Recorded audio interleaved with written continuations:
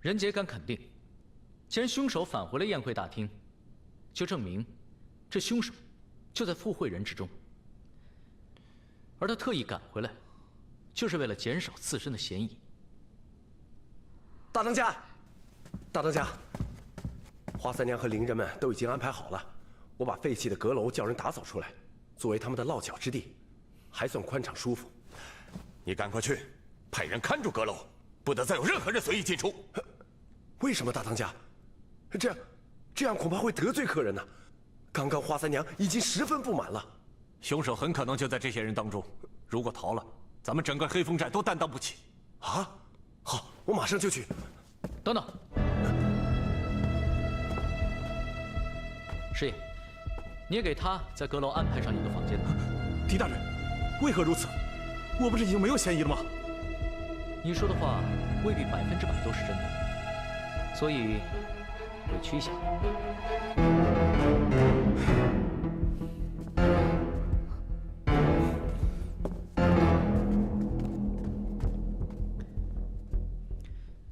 屈大人离席之后，我敢肯定的，只有我们几个和师爷是从未离开过的，其他的人，我也没有仔细观察。还好你记得我们，我还以为你光看他了呢。洪金，我的确留意他很久了。你，狄大人，你和洪金说的是？是我。大当家不好了！大当家不好了！阁楼那边打起来了。走，出手！大哥，三娘都不听师爷的安排。我好心好意来祝贺，却要被你们关起来。金无形，你这是什么意思？三娘，屈大人死在聚义堂，众人皆知。要关你的不是我黑风寨，而是朝廷。现在就连整个黑风寨都被围了起来，在场的每一个人，都跟坐牢一样，所以还望三娘谅解。谅解个屁！我在席间一直跟二当家的说话，从未离开过半步，又怎么可能杀死屈大人？二当家的，你出来说句公道话。三娘确实曾与飞影说话，但并非一直。飞影忙活着招呼众位宾客，也没有一直留意着每一个人。你只是废话，谁会一刻不停地说？正好，现在大家都在，任杰倒想问问大家，是不是都有一直在场的证据？你这是什么意思啊？当时根本无人进入，所以这凶手很可能就在我们中间。哼，就算是，那也不是我们寨里的兄弟啊。我们寨里的兄弟啊，天天盼着招安呢，怎么可能杀死屈大人呢？朝廷是看证据的，任杰还是恳请大家好好的想一想吧。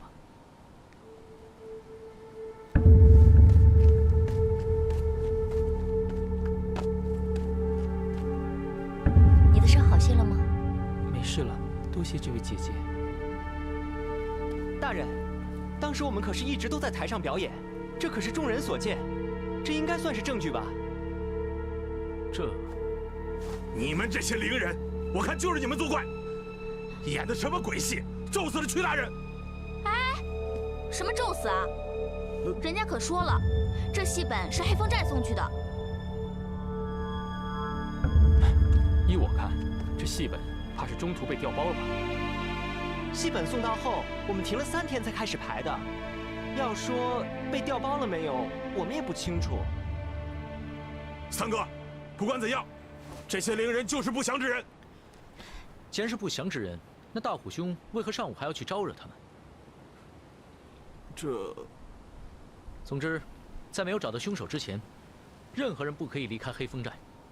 现在我们是同一条船上的人，还请大家不要有离开的打算，倒不如好好想一想细节，多提供一些线索吧。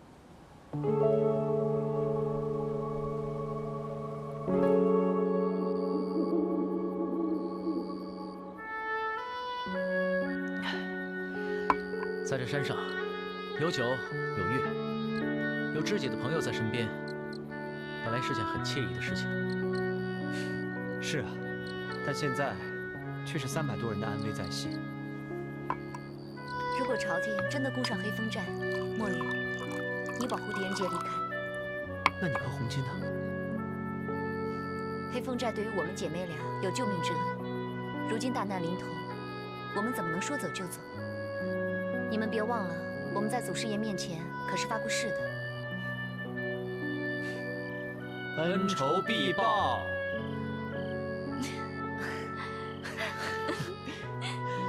我们不在了，不是更好？省得某些人呐，耳根子不清净。哎呀，平时听惯了叽里呱啦，突然耳根子清净了，还真没什么意思。还有他呀，他现在叽里呱啦的本领，可不逊于我们哦。他是跟你们在一起才这样，他一个人的时候，那叫金口难开。哎呀，所谓的近朱者赤，近墨者黑嘛。放心，大漠狂沙都不能把我们吹散，还有什么好怕的？咱们不但散不得，还要一起还黑风寨一个清白。将军，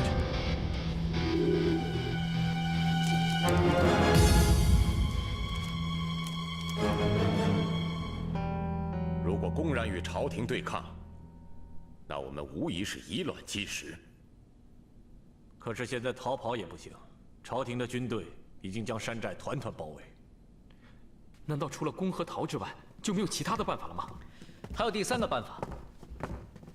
狄大人，还有什么办法？是啊，既不能攻，也不能逃，难道我们要坐着等死吗？当然不能等，我们要拖。拖？我们势单力薄，如何能够拖住朝廷大军呢？人杰并非是让大家拖住朝廷大军，而是要拖延时间。所以不能跟官兵开战，要想办法拖住他们。对，而且不能伤害朝廷的一兵一卒，否则就是公然反抗朝廷。还要拖的时间越久越好，有利于我们找出凶手。可是现在山下号角一响，我们所剩的时间恐怕已经不多了。三当家，时间不能靠朝廷给，而是要靠我们自己争取。师爷，可有黑风寨的地图？有，在那里。诸位兄弟，兵部侍郎屈大人死在了黑风寨，这表明黑风寨对朝廷的招安毫无诚意。我等现在就奉皇命剿灭黑风寨。现在号角已吹过3遍，黑风寨里除了老人、女人和小孩之外，其他山匪一律格杀无论。是。官军来了！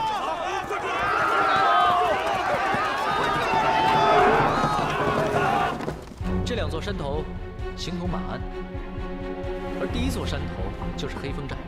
从这里到山谷颇是陡转，如果让官兵以为我们黑风寨众人都躲在这山谷当中，便会将他们引入到山谷之内。那么当士兵知道自己被骗后，再上山，恐怕就难上加难了吧？可是朝廷派了那么多官兵，把他们全都骗到山谷里，谈何容易？再多的士兵，也只相信一个将军的话，所以我们没有必要去骗他们，只要骗得过上官将军就可以了。3位当家，你们可愿意相信人杰？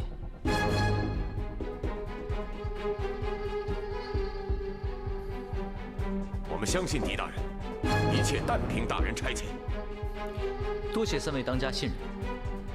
2当家、3当家，请通知寨中的兄弟，将各家各户的家中弄得遍地狼藉，记住，越乱越好。还有，寨中的路上也要有看似落荒逃跑、被丢下且又未来得及捡起的器物。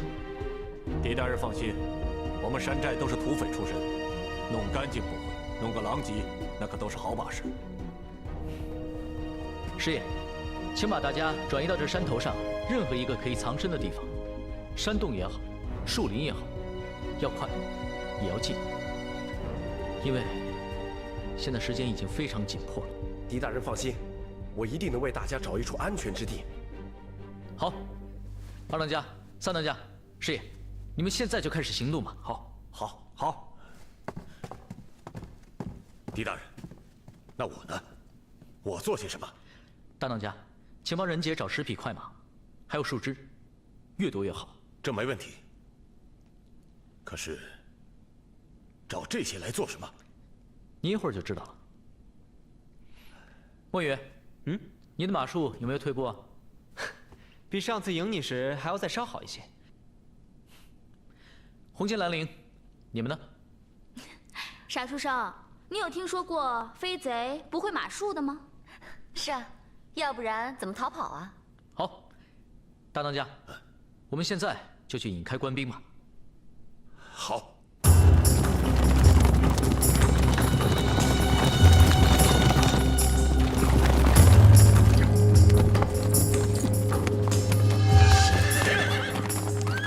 将军，山寨的人好像全部都逃走了。不可能，我们一直驻守在山下，他们能往哪里逃？给我搜！是。搜，快，去那边看看。我只听说狄大人断案如神，没想到竟然还有领兵作战的才能。大当家过奖了。其实人杰也没有十足的把握，只不过都是老天在帮忙，希望可以成功吧。大家记得，先原地打转，围的圈越大越好。等到把士兵引过来，我们就冲向山谷。大大放心，墨雨会带住头马。好，时辰差不多了，我们开始吧。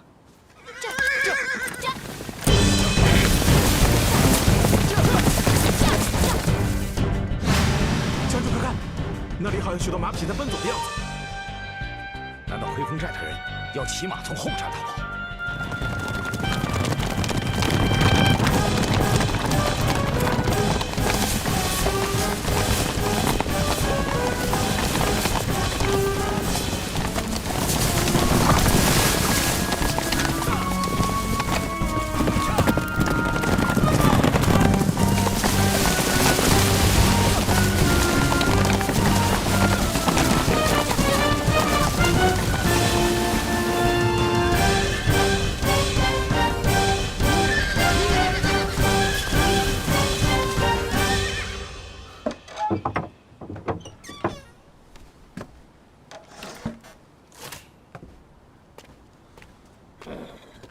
蒲王殿下，殿下，您为何会在此？为了给你们争取更多的时间呢。殿下的意思是？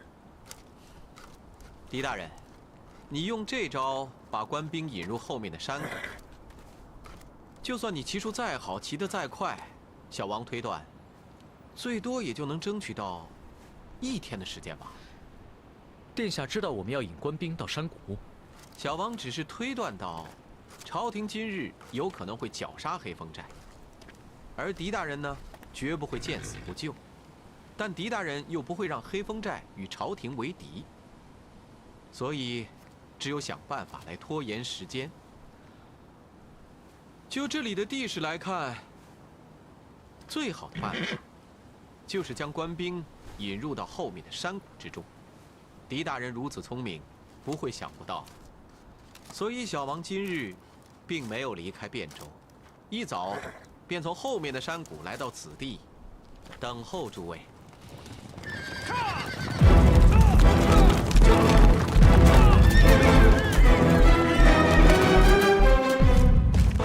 末将参见殿下。将军免礼。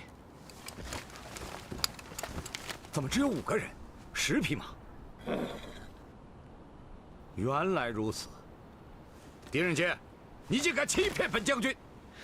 上官将军，人家并非是有意欺骗，只是想为黑风寨争取更多的时间，找出杀害屈大人的凶手。狄大人，现在不是上官不给黑风寨时间，是皇上不允许。你也知道，那屈大人是皇上的宠臣，他的死，皇上十分的震怒。上官将军，请将军回禀皇上，本王愿留在黑风寨中，为黑风寨做担保，请皇上宽限3日时间，以便查出真凶。可是殿下，将军，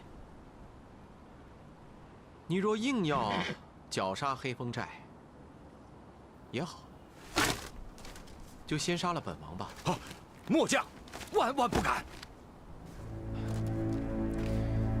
将军请起。皇上那是个仁义之君，这你可是明白的。皇上非常顾念手足亲戚。本王虽然已被流放，在朝中也没有什么事业，但不管怎么说，本王也是皇上的亲兄弟。即算是屈大人是朝中的宠臣，在皇上心中，应该也不会高过本王吧？这些暂且不论。将军，本王向你保证，此事无论怎样，小王一人承担，绝不连累将军。殿下，我这就回去禀告皇上，同时我也会带兵围住黑风寨，等待皇上的旨意。收兵。是将军。谢将军成全。也请殿下遵守诺言。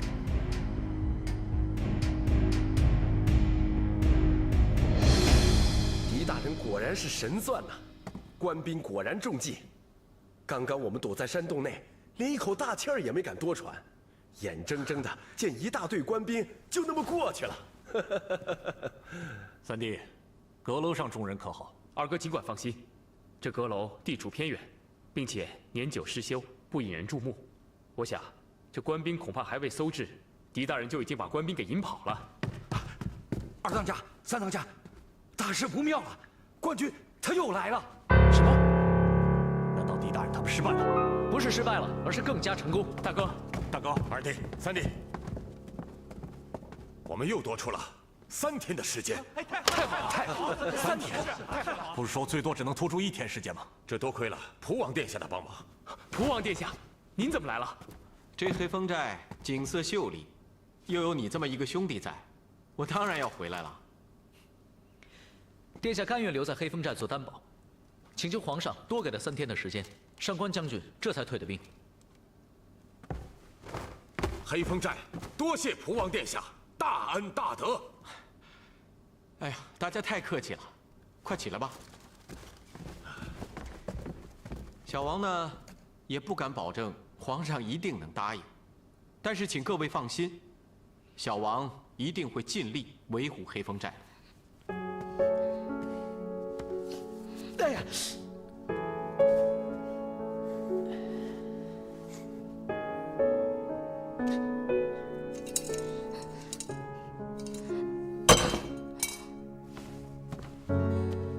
茶壶又没得罪你，你跟茶壶置什么气啊？行了，我去倒水，省得你为难他。无端端又冒出个蒲王，这有什么不好吗？黑风寨又多出3天时间，恐怕无端端冒出来那个让你生气的人，不是蒲王吧？既然你这么说，那我不妨直说，那个慕容清，我们在大漠的时候就差点被他害死，现在还阴魂不散，又借着蒲王的名义出现，谁知道什么目的啊？说不定，这黑风寨的一切都是那个女人搞出来的。红心，慕容姑娘不管干什么都不会伤害大大，而且大漠一事，我们也没有确凿证据。你们这些男人啊，见到漂亮女人就晕，哪儿分得清楚什么好坏啊？不管你们信不信，反正这个慕容清绝对不是个简单的女人。不简单的不是慕容清，而是蒲王。但不管怎么样，我们多了3天的时间，还是件好事。哎呀，沙书生，你是不是吃醋了？出来这么一个既潇洒又聪明的人物，不仅抢了你的女人，还抢了你的风头。狄仁杰只喝酒，不吃醋。酒喝多了容易醉，就像漂亮的女人，看多了容易晕。啊，还是喝点茶，消暑解郁的好。原来最可怕的不是漂亮女人，而是聪明的女人呢。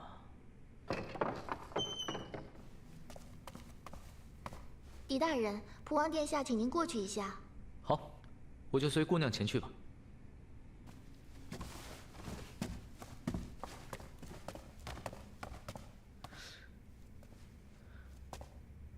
黑风四虎在阁楼待了1天1夜了，如果真凶就在里面的话，一定会有所动静。3天的时间并不多，我们要抓紧。你们去查问一下，将口供记下来。大大放心。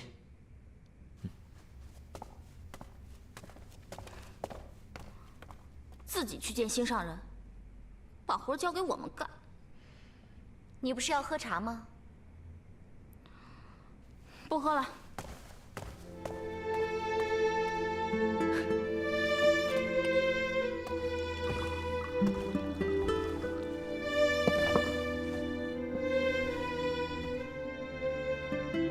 大漠一事，你是否怀疑慕容清？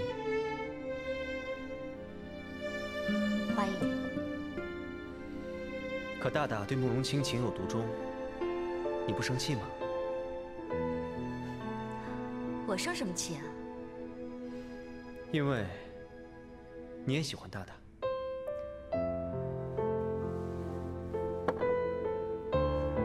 我跟红巾有个约定，绝对不会再争同一个男人。可是，人怎么能管住自己的心呢？喜欢什么人，根本由不得自己。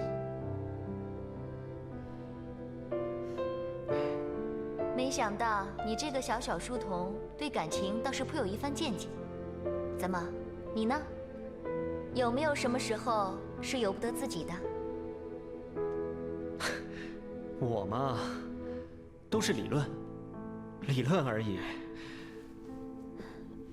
大大跟慕容姑娘的事，你真的不生气吗？生气又有什么用呢？再不可思议的事，都有水落石出的一天。人心也是。好一句人心也是。行了，狄仁杰交代的事赶紧去办吧。我也想看看这阁楼里到底有什么新文章。可是红巾……不用管他，红巾自然会忍不住跟着咱们一起去的。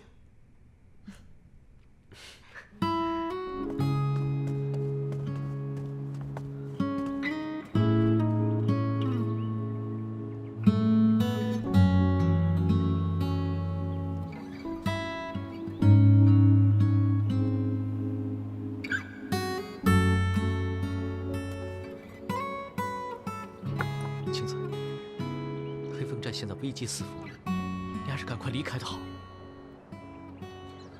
我已经跟随了普王殿下，就会跟殿下同生共死。你就这么喜欢普王殿下？不要再问了，我的心意已决。狄大人，普王殿下已经等候多时了，请。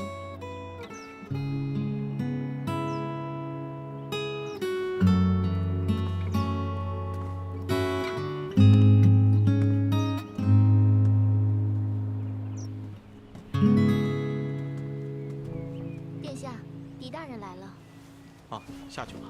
是。狄仁杰参见普王殿下。狄大人免礼。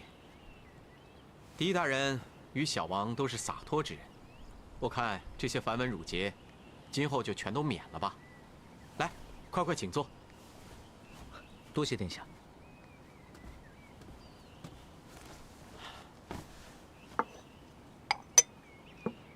小王正好刚刚煮了一壶天地醉，愿与狄大人一起品尝。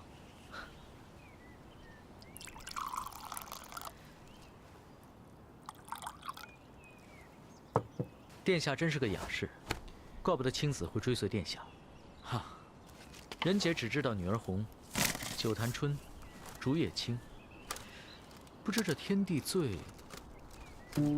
好，小王与青子乃是萍水相逢，这天地醉，醉的也不是人，而是四季。这四季也会醉？四季会为繁花所醉，雨露风霜润之，天地灵气滋养。虽大多只开一季，但珍贵的也往往于此。小王从不饮酒，这天地醉乃是采集了春之桃花、夏之荷花、秋之桂花、冬之梅花，风干储藏，待到饮用之时，拿出与当季的新茶一起煮沸。当茶将花的香味完全吸收，再将干花筛除，所制之茶便会香味馥郁，又极有层次，回甘之处令人流连忘返呐。来，狄大人快快品尝。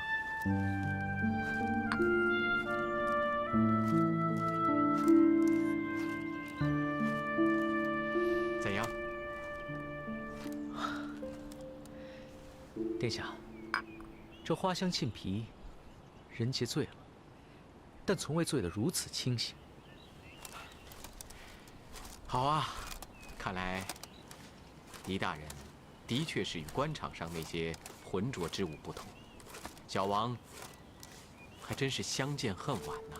我给二虎作证，二虎没有出去。我给三虎作证，三虎没有出去。我给大哥作证，大哥没有出去。你们别难过了，我知道，屈大人出去的时候，你们在舞台上表演，根本没有时间杀死他。你们不要害怕，现在把你们关在这里，也只是权宜之计。你们安心待在这里，要是谁敢再欺负你们，就告诉我飞鸿金，我一定不会放过他的。你们别哭了。请恕人杰直言，这是人杰与殿下第4次相见。可殿下对于人杰来说，越来越像一个解不开的谜。那狄大人可否将这谜面说与小王听听呢？殿下潇洒优雅，更是有一种浑然天成的贵族气质。即便是来到黑风寨小住，也会锦衣华服，带着自己喜爱的书籍字画，甚至家居器物，并在这园中植满了鲜花。原本这一切让人觉得大费周章的事情，可在殿下的身上，却显得从容，且毫不为过。人杰潇洒，却怕为潇洒所付出的代价。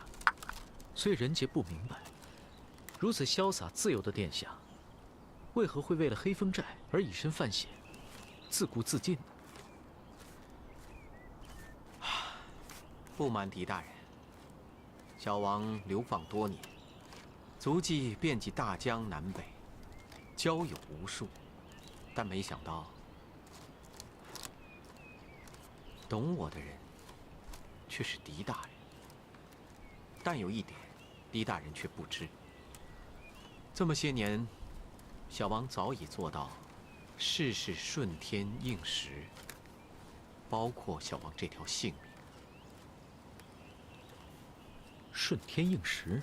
我华三娘以我项上人头保证，整个宴会从未出去过。至于其他人，我什么也想不起来了。不过琢磨一宿，我倒觉得那些伶人们演的是真的。黑风寨2个字，虚无。狄大人也许有所耳闻，太宗在世之时，小王曾深得太宗的疼爱。因小王喜好文学，父皇便为小王在府邸设置文学馆，召集天下有名文士一起编纂《扩地志》。父皇甚至为我在长安城建了一座精美绝伦的芙蓉园。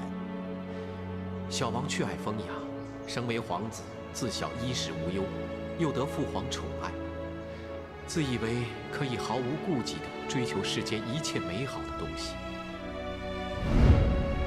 但生在皇室，又岂会有真正的自由？太子被废后，小王竟也卷入了群臣的争议之中。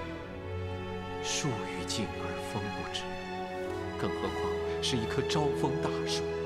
这道理，小王当时还不懂，直到听到被流放的圣旨后，才如梦初醒。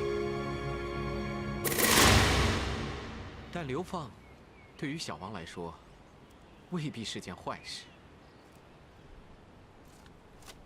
狄大人，小王早已说过，小王已放开怀抱，既然在哪里都能够赏花习文，在此为之，没准儿还能救人性命，何乐而不为呢？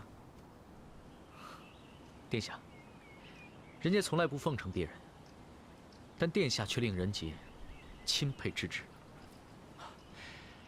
是啊，小王也许久没与人如此交谈了。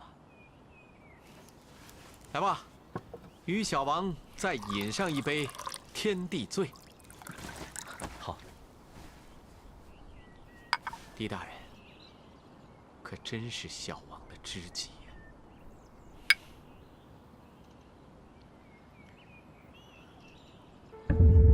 我昨天可什么都说了，屈大人的死真的跟我没关系。你们怎么又来审我？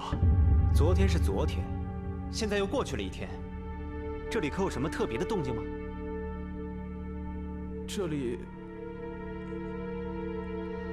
吞吞吐吐，再不说我割掉你舌头！就算你不是凶手，如果真凶找不到，你一定要死，因为朝廷已经下令剿灭黑风寨。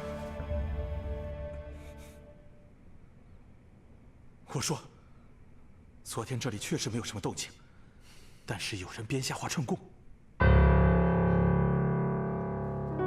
这样看来，如果关胜所说属实，这凶手必在宴会之上。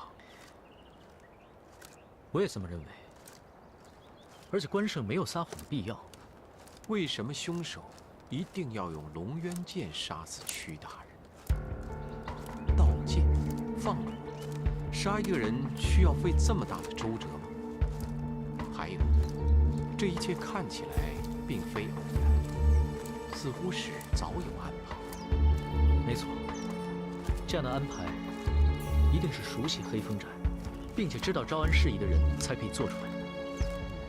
所以人杰肯定着凶手一定在宴席之上，而凶手大费周章的去杀人，是为了制造一系列的不可能来掩人耳目。不可能，没人进出便忽然失火的武殿，不可能在没有人进出的情况下便失窃的宝剑。还有一个不可能，就算当时大厅再昏暗，也绝不可能有人拿着龙渊剑到宴席上杀人，然后又回到席中。这一切想来想去都自相矛盾，难道这就是凶手的真正目的？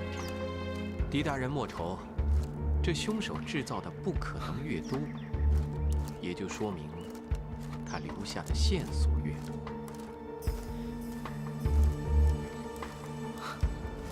殿下所言甚是，凶手虽然聪明，但恐怕最后聪明反被聪明误。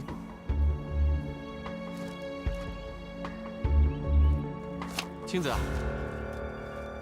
来坐。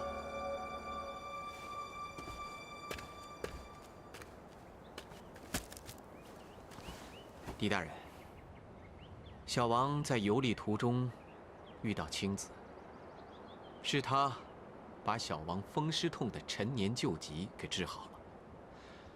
小王看他一个人孤苦伶仃，就生了怜悯之心，所以想要照顾他。对了，青子曾经跟我提起过，你们好像一起在药王谷学医啊。啊，没错，慕容姑娘曾经教过人杰医术，说起来还算是人杰的老师呢。狄大人言重了，慕容清怎么敢当狄大人的老师呢？狄大人志存高远，心中只有科举，药王谷对狄大人来说实在是太小了。药王谷是世外桃源，慕容姑娘，世人皆陈心难了，不是药王谷太小。殿下，人杰告退了。哎，狄大人，狄大人并非是臣心，而是有天下心。青子，不要再为难他了。好了，这案情紧急，小王就不留你了。青子，待会儿替小王送送狄大人。是。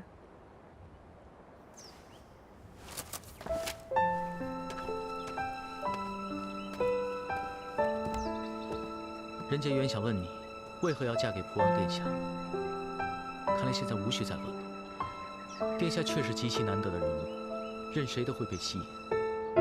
倘若黑风寨平安无事，任杰相信，你跟殿下一定会幸福的生活的。我生活的幸不幸福，跟你无关。任杰的确无权过问你和谁在一起，但在沙漠的时候，你为什么要利用我的感情？狄仁杰，我们约定好，彼此再也不过问彼此的事情。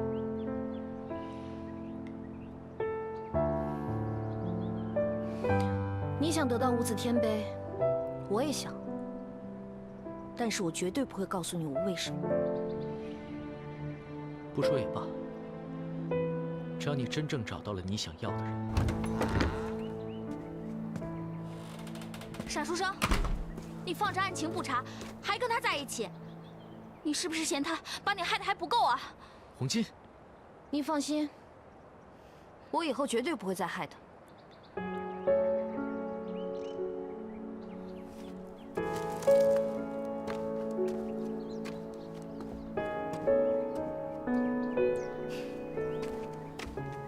青子到底在想些什么？为什么我越来越看不清？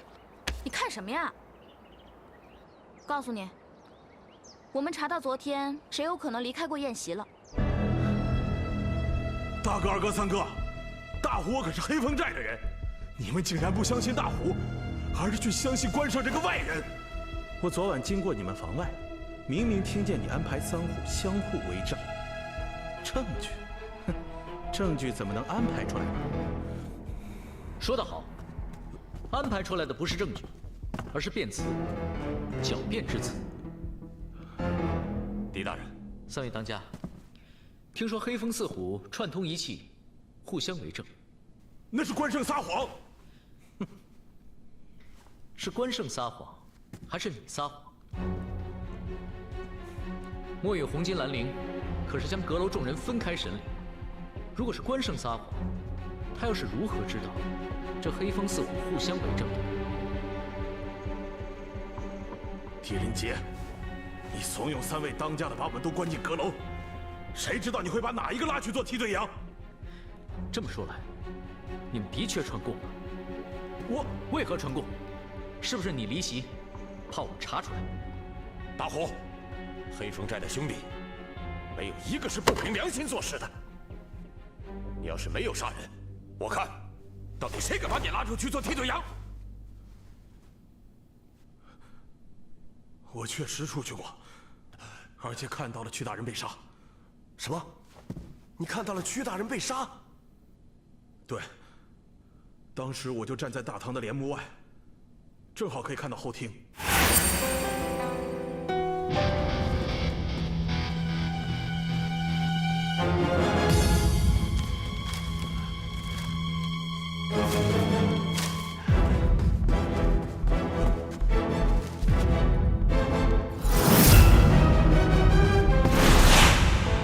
你为何跟着屈大人之后离席？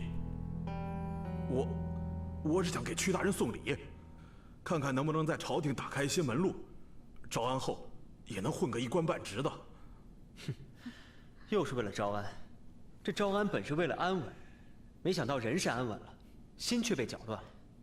大虎，你可是亲眼看到了一个黑影？对，是一个黑影。你撒谎，怎么会有黑影呢？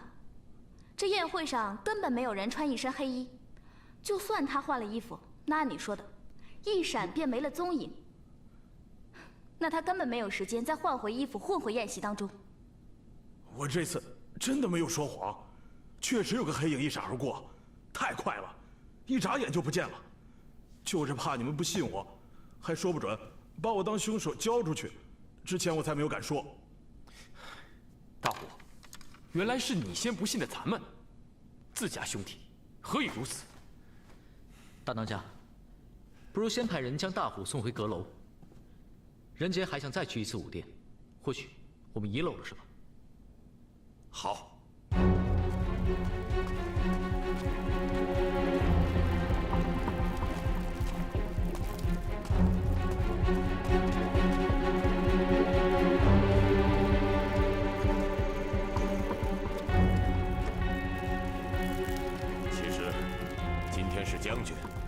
祭的忌日。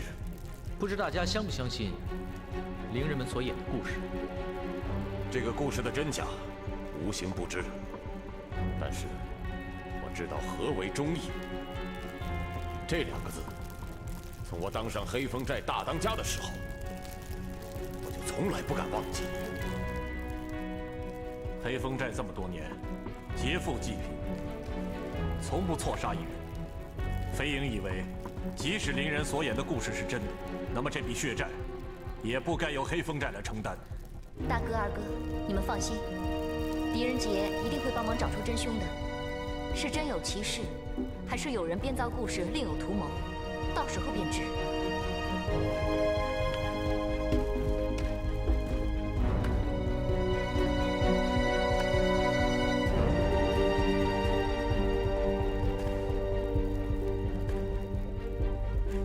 这武殿的大火，并非是将军的复仇之火，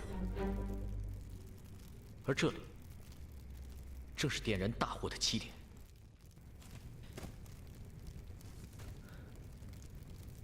这武殿的大火，并非是将军的复仇之火，而这里正是点燃大火的起点。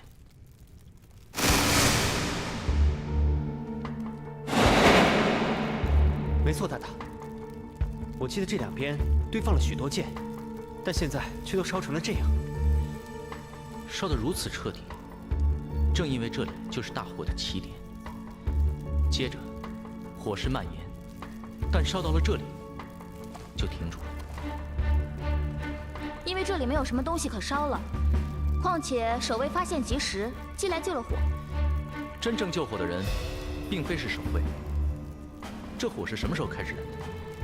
燃到了哪里？燃到了什么程度？都是事先已经有人设计好的。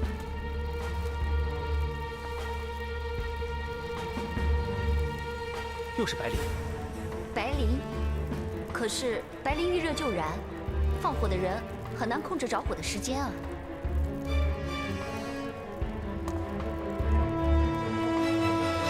虽然是事先有人设计好的，但将其点燃的，并非是人。并非是人，又只烧到这里，难道真的有将军的鬼魂？大哥，你不是说今天是将军的忌日吗？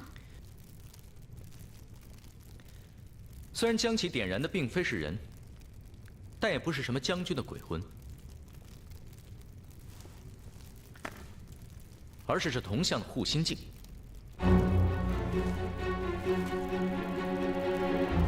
大当家，就麻烦您将火把拿到外面去吧。好。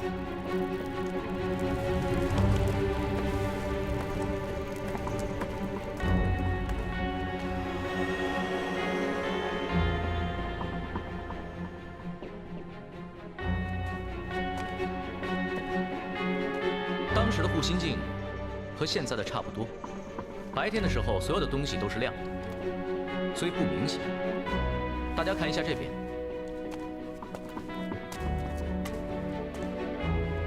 燃烧的一面是见不到光的一面，它可以通过这个护心镜将光线反射到这里。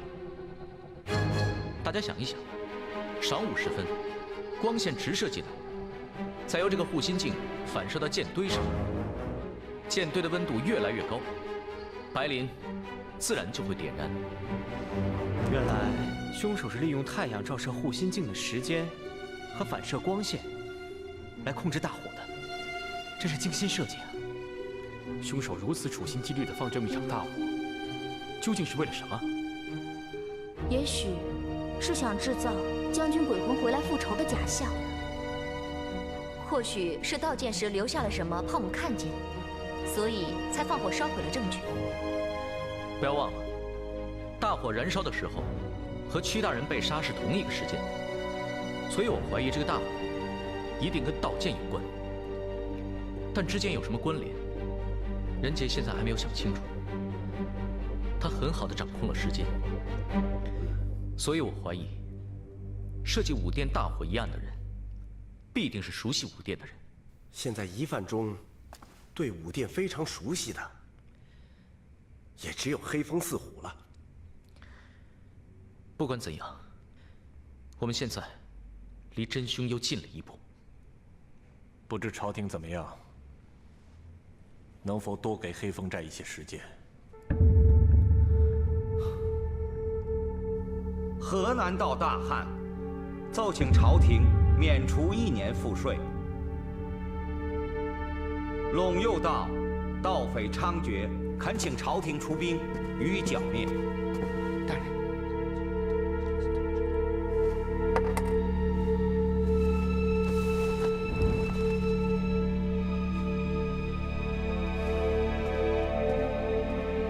皇上，长孙大人求见。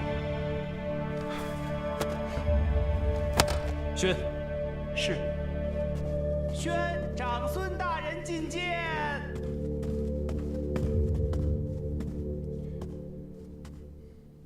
臣叩见陛下。长孙大人，不知这么晚来找朕，所谓何事？陛下，臣刚刚听闻蒲王自愿为黑风寨担保一事，想必陛下正为此事困扰，特此前来为陛下分忧。魏国公不愧是朕的亲舅舅，朕正在为此事担忧呢。不知陛下做如何打算？朕只想让蒲王速速离开那山匪聚集之地。依朕之见，不如再派人去招安。屈大人一案可以慢慢审理。重要的是蒲王他……陛下，不知陛下是否知道蒲王是自愿为黑风寨担保的？朕知道。蒲王为人一向宽厚仁义，朕听闻黑风寨3当家是他的好朋友，他怎么会见死不救呢？蒲王连山中的悍匪都能交为朋友，陛下，真觉得蒲王是宽厚仁慈吗？他这是笼络人心。陛下，恕臣直言，现在是杀死蒲王的最好时机。什么？杀死蒲王？舅父，你这什么意思？你这简直……陛下，黑风寨杀死钦差毫无归顺之意，陛下可以再下旨剿灭黑风寨，顺便杀死蒲王。对朝臣对天下，就说蒲王是被悍匪所杀，为国捐躯呀！舅父，你当初把三哥吴王卷入高阳谋反一案，朕虽然伤心，却也没说什么。但蒲王，他可是朕异母同胞的亲哥哥呀！陛下还记得先皇太宗经历过的玄武门之变吗？玄武门，玄武门，怎么又是玄武门呢？朕现在已经是皇上了。陛下，恕臣直言，太宗在位时，蒲王在朝野的势力远远超过了陛下。这些年来，蒲王即使流放在外，但仍有许多人追随他，他们是为了自己的利益，贼心不死。不知陛下是否想过，一旦蒲王东山再起，皇上，武媚娘生了，恭喜皇上是龙子。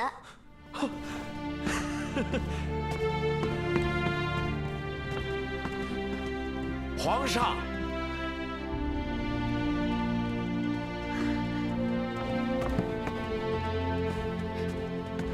皇上，恭喜皇上又得了个皇子。走，皇后辛苦了，早点回去休息吧。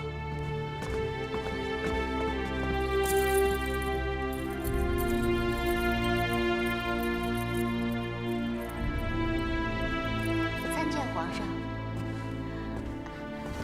臣妾参见皇上。媚娘辛苦了。皇上，这个孩子得来不易。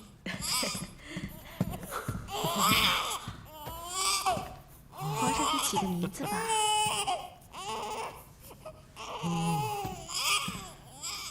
那就叫红吧。红，媚娘喜欢。我来，皇上。以后媚娘还要给皇上生很多很多的皇子，让他们兄弟一起好好的孝顺皇上。兄弟。怎么了？媚娘说错什么了吗？没有。那皇上为什么面露难色？皇上有什么心事，不妨说出来。媚娘即使不能替皇上分忧，也可以做一个很好的倾听者。朕是替蒲王担心。朕派去黑风寨招安的钦差离奇被杀，朕本来和大臣们决定要绞杀黑风寨，但是蒲王以自己做担保留在黑风寨，还要朝廷给他们3天时间找到真凶。那皇上是在犹豫要不要答应蒲王的请求？事关蒲王安危，朕本来决定答应了，但是刚刚长孙大人过来找朕，劝朕要警惕蒲王，还要朕趁机除掉蒲王。那皇上怎么想？媚娘，蒲王可是朕唯一的亲哥哥呀。皇上，臣妾不懂什么军国大事，皇上在别人眼中是至高无上的九五之尊，可是，在媚娘眼里，你就是我的男人，是媚娘和孩儿的依靠。媚娘不想看着皇上伤心难过，所以不管什么事，皇上只要问一问自己的心，顺着自己的心意就好。媚娘不想让皇上做以后后悔的事情。啊，还有一句，人家说皇室无私事，这也正是皇室亲情更显可贵的地方。媚娘，你所言句句合朕的心意。媚娘倒有个建议。媚娘但说无妨。既然是疑案，不如让狄仁杰去查办，请皇上再相信狄大人一次。其实，狄仁杰此时正在黑风寨。那太好了，皇上就把此案全权交给狄大人查办，相信狄大人一定会查出真凶，并且确保蒲王的安全。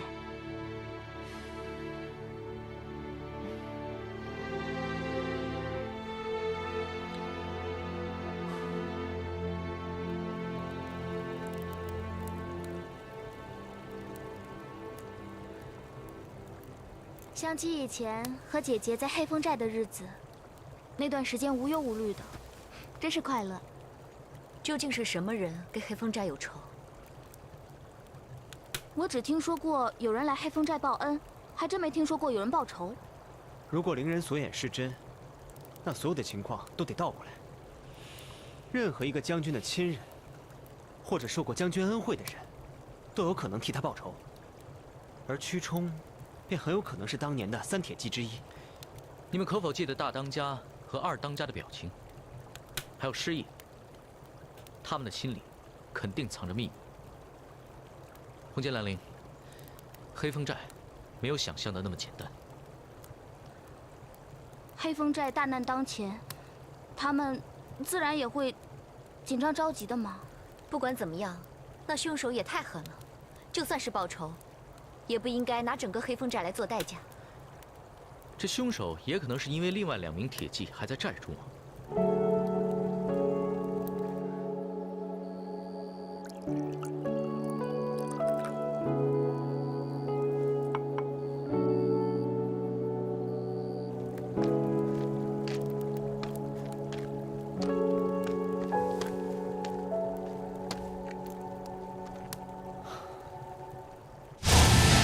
没想到你来慕容山庄学医只有短短2年时间，就进步如此神速，真是个难得的学医奇才啊！人杰的今日所得，多亏姑姑和慕容姑娘平时的教导。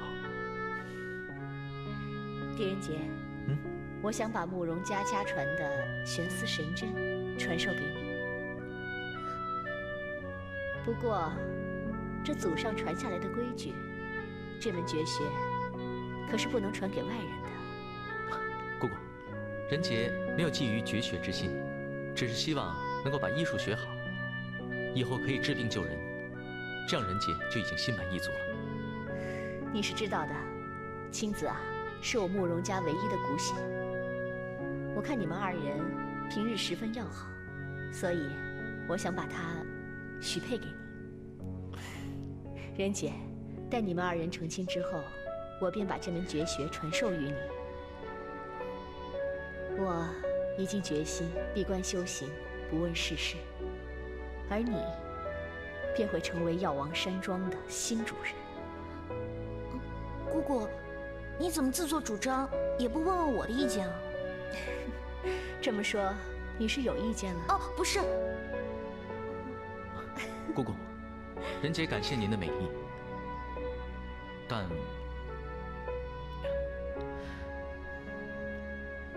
人姐没有办法留在药王山庄。我已经决定了，要去长安赶考，秉承父志，当一个为百姓做实事的好官。人杰来到药王山庄学医，也是为此。狄仁杰，我原以为你虽出身仕宦之家，却是个淡泊名利之人，可没想到你也是个追名逐利之徒。我告诉你，我药王山庄在江湖中地位非凡，庄园主人的地位与将相无异。况且呢，这江湖要比官场自由得多。二者取其一，你是个聪明人，我再给你些时间，好好想清楚吧。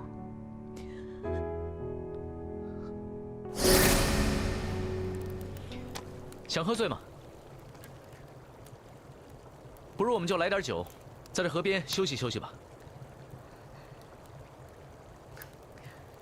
好啊，今晚我们就大醉一场，解解郁闷。哎，我知道哪里有酒，我去拿。狄仁杰说他很喜欢这天地醉，还说他从未醉得如此清醒优雅。来，青子，你也尝一尝。殿下，青儿不想喝茶，青儿想喝酒。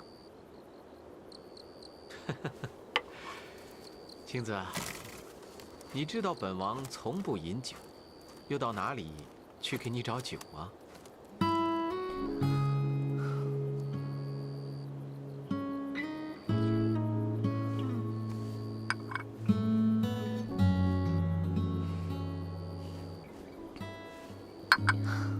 青子，茶是要慢慢品的。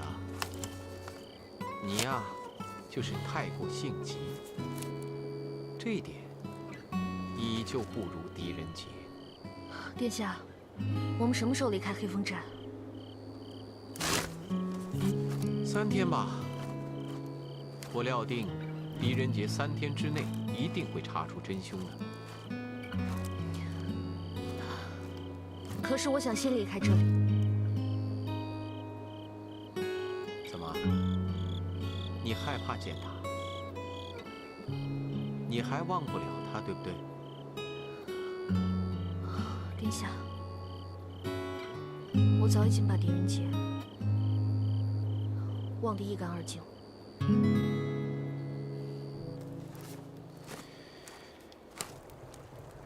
你说，如果这3把宝剑的故事是假的，那他为什么还要编一个如此忠义可嘉的故事来骗人呢？为了掩饰，也为了让自己的内心好过一些吧。春红为了分到招安的好处，却负了关胜的约，使关胜沦为嫌犯。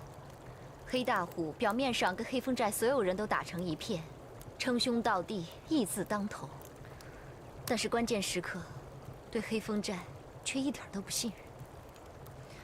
现在，就连黑风寨上下所有人都信奉的故事，都有可能是假的。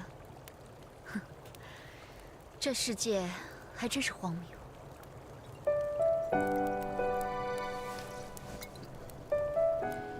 你们说，是不是这世界上没有真正的情谊？所有人都会为自己想得多一点。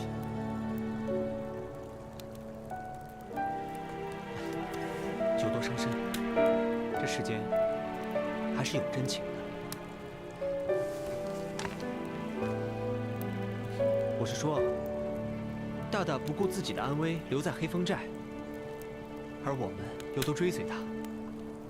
这些不都是真情意吗？傻书生的确是有情有义，别人害了他，他非但不怨，居然还惦记着。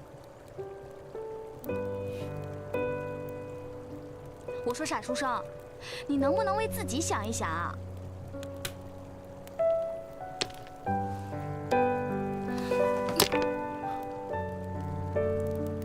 干嘛？我说，你能不能为自己想一想？也许当年我就是为自己想的太多了。你当年就是为自己想的太多，而辜负了心中喜欢的人。而这个人，就是慕容清，对吗？狄仁杰，你可以后悔。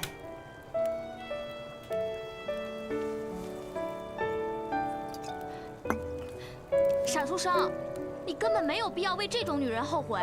你放心，我们是无论如何都会跟着你的，我们永远都不会背叛你的，对不对啊？跟着我啊？那你们可要想清楚了。我好像不管走到哪里，都爱遇到麻烦事。你不是爱遇到麻烦事，你是爱管麻烦事。也就是因为这样，我们才心甘情愿地跟着你。对，我们就是要跟着你管麻烦事，做个麻烦人。不是，是做一个有情有义的人。来，我们干一个。干，干，干。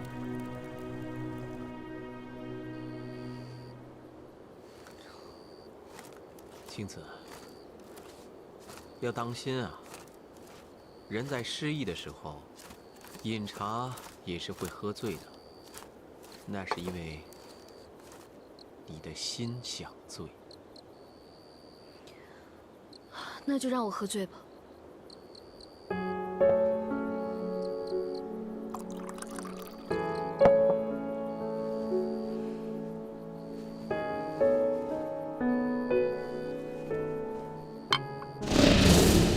想喝醉吗？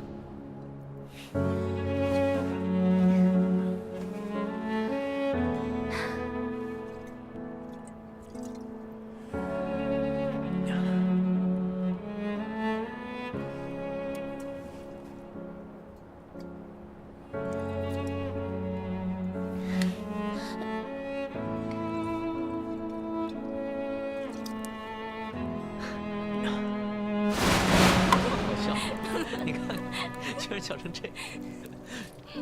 好笑。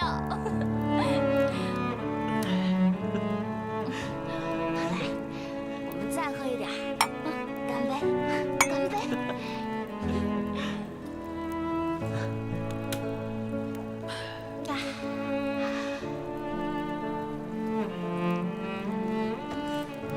我跟你们说，还能喝呢。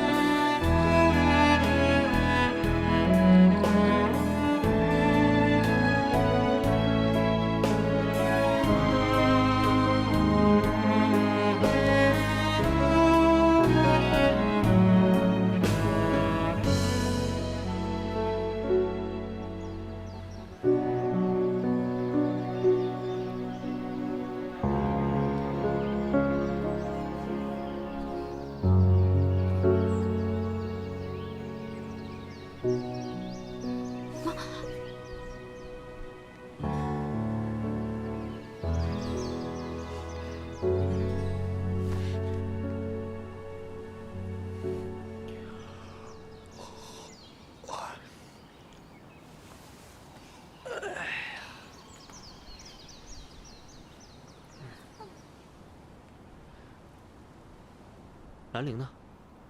兰陵呢？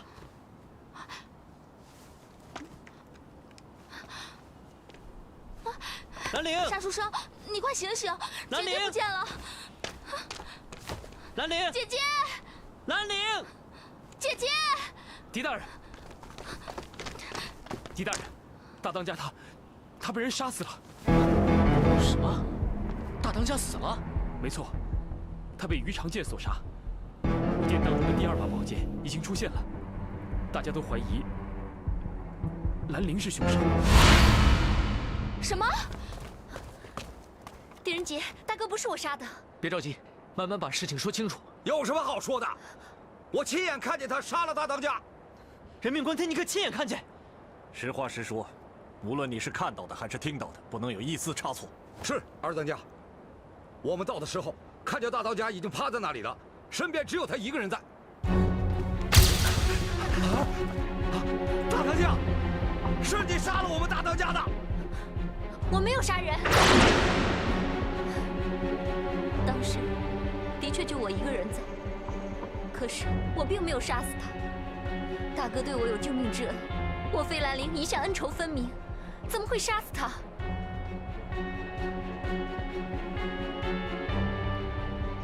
就是。莫欲以人格担保，费兰陵为人情深义重，绝非恩将仇报之人。我也可以替姐姐担保。是啊，兰陵曾经在我黑风寨待过半年，是我黑风寨的义妹。萧木也认为兰陵并非是这样的人。若不是他，那凶手在哪里？除非凶手会什么遁地术、隐身术。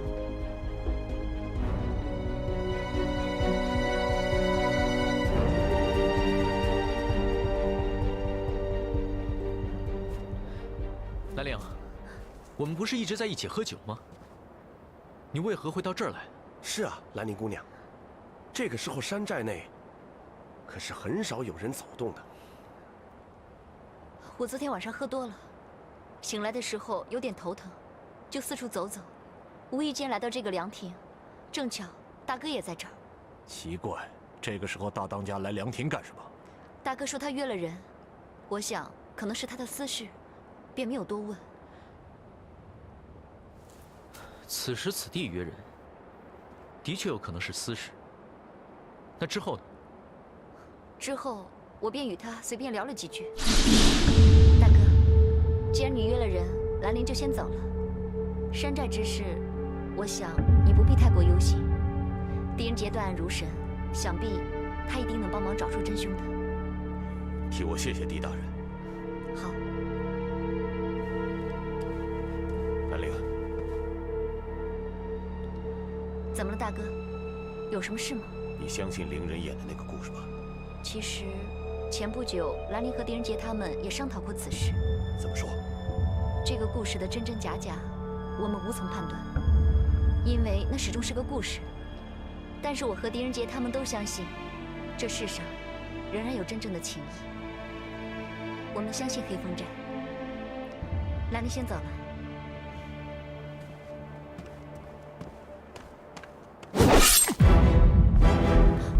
大哥，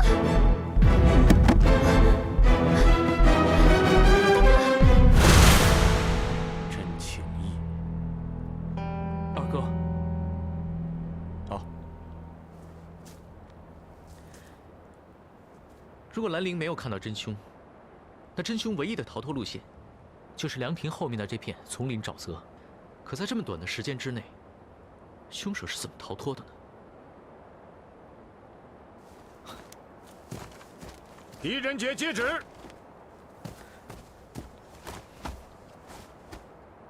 朝廷派屈大人招安黑风寨，屈大人却离奇地死在寨中，此诚然是对朝廷的大不敬。朝廷本应该绞杀山匪，但朕念及蒲王为黑风寨求情，现特命汴州判佐狄仁杰，自蒲王奏呈起3日内，全权负责此案，查出真凶，钦此。狄仁杰接旨。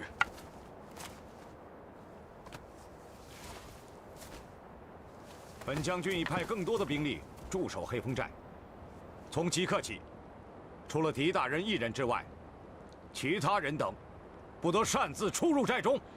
是。现在可是离时限还剩下2天不到，如过了明日子时，再查不出真凶，我上官可要带兵攻入了。到时候，恐怕蒲王殿下也不能阻拦。人皆明白。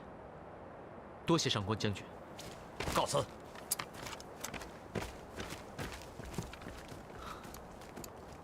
狄大人，现在情况紧急，鬼魂之说恐怕是很难说服朝廷了。把兰陵关入阁楼。傻书生，你干什么呀？这绝对不会是姐姐干的。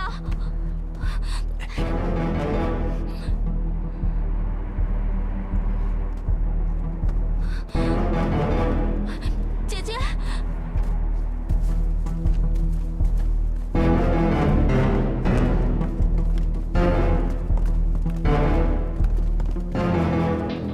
这不是狄大人身边的人吗？难道也会有嫌疑？师爷，可不可以先把我放出去？万一凶手要是没找着，朝廷打上来了，我也好见春红最后一面。哎呀，你瞧你那点出息，为了那个女人，至于吗？还一天到晚说自己是关二爷的后代，我呸！哎，我怎么了？我爱女人天经地义，总比你一天到晚想着怎么耍伶人强。你说什么？大虎兄弟，大当家被人害死了。什么？金无形死了？大当家怎么死的？大当家被人用鱼肠剑杀死在凉亭之内，剑穿胸膛，死得惨烈。鱼肠剑，那不也是武殿里的3把宝剑之一吗？难道和杀死屈大人的凶手是同一个人？师爷，是不是兰陵杀死的大当家？你别血口喷人，我根本没有杀人。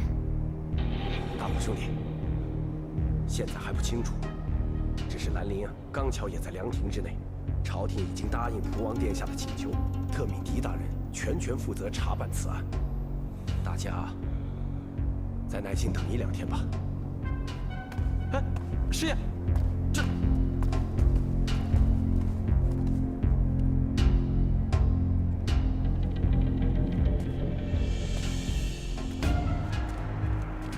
兰陵是狄仁杰的人，狄仁杰肯定少不了徇私包庇。搞不好又把我拿去顶罪。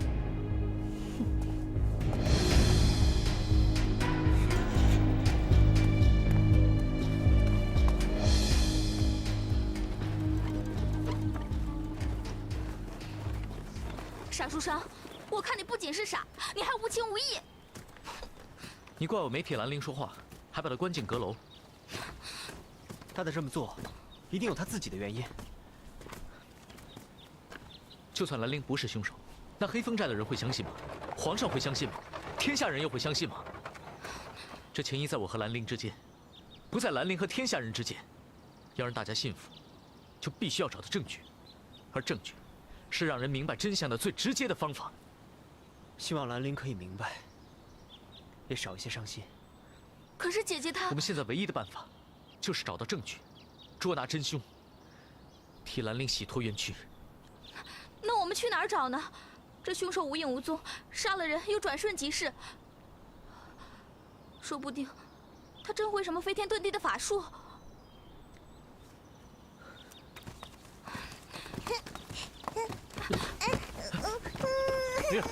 小宝乖，没事吧？别哭了。小宝乖啊，你看爹爹给你吹了个糖人儿，咱们回家吧。哟，原来是狄大人，啊，真对不起啊，这小孩子他淘气。没关系，最近不要让小孩到处乱跑，这寨中不平静。哦，我知道，所以这才赶过来。平时我都不管他的。爹爹，小猴子不见了。哎，没事，爹爹回家再给你吹一个啊。唉，如果我们明天还是找不到凶手，那朝廷会不会连黑风寨的小孩都不放过？红巾墨雨，这凶手根本不是什么隐形人，也不会什么法术。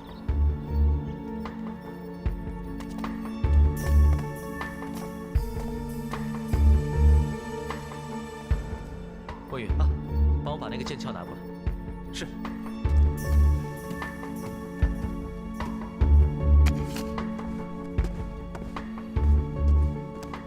大大。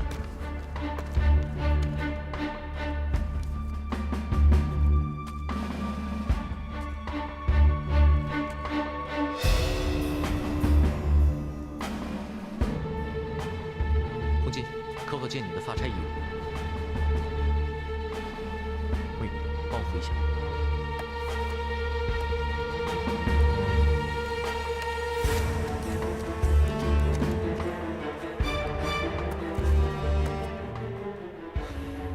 这是什么？这是障眼法。把蓝莲交出去，替大当家报仇，替黑风寨伸冤。替大当家报仇，替黑风寨伸冤。替大当家报仇。众位兄弟，众位兄弟，此事朝廷交于狄大人处理，应由狄大人一人做主。二当家，兰陵一直跟随狄大人，交给他，难道他不会徇私？他会秉公执法吗？诸位请放心，狄仁杰一定会秉公执法。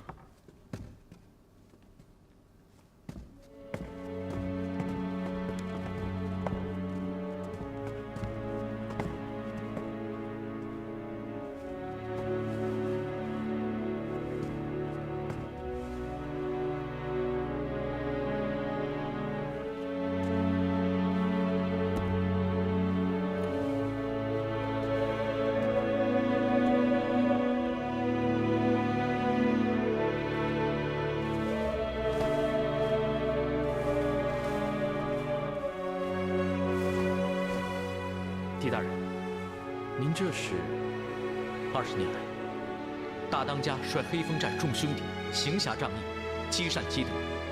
人杰今日就将这个义字送给大当家，也将真相告诉大家。真相？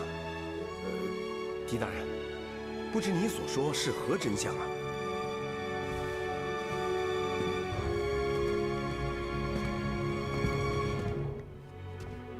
整个真相就在这里。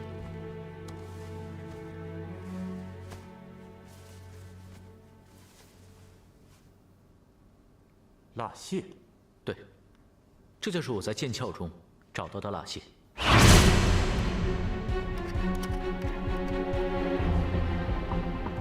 我们在武殿里所看到的宝剑都是假的，里面并没有宝剑。凶手之前早就把它偷走，而凶手正是利用了蜡雕所做的剑柄，放在这剑鞘之上，以假乱真而已。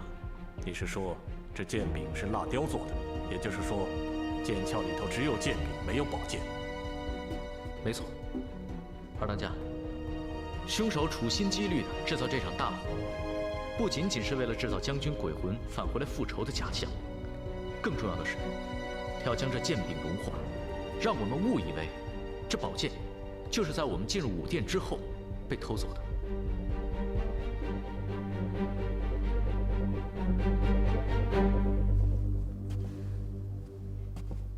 相信大哥的在天之灵也已经知道了凶手的骗局。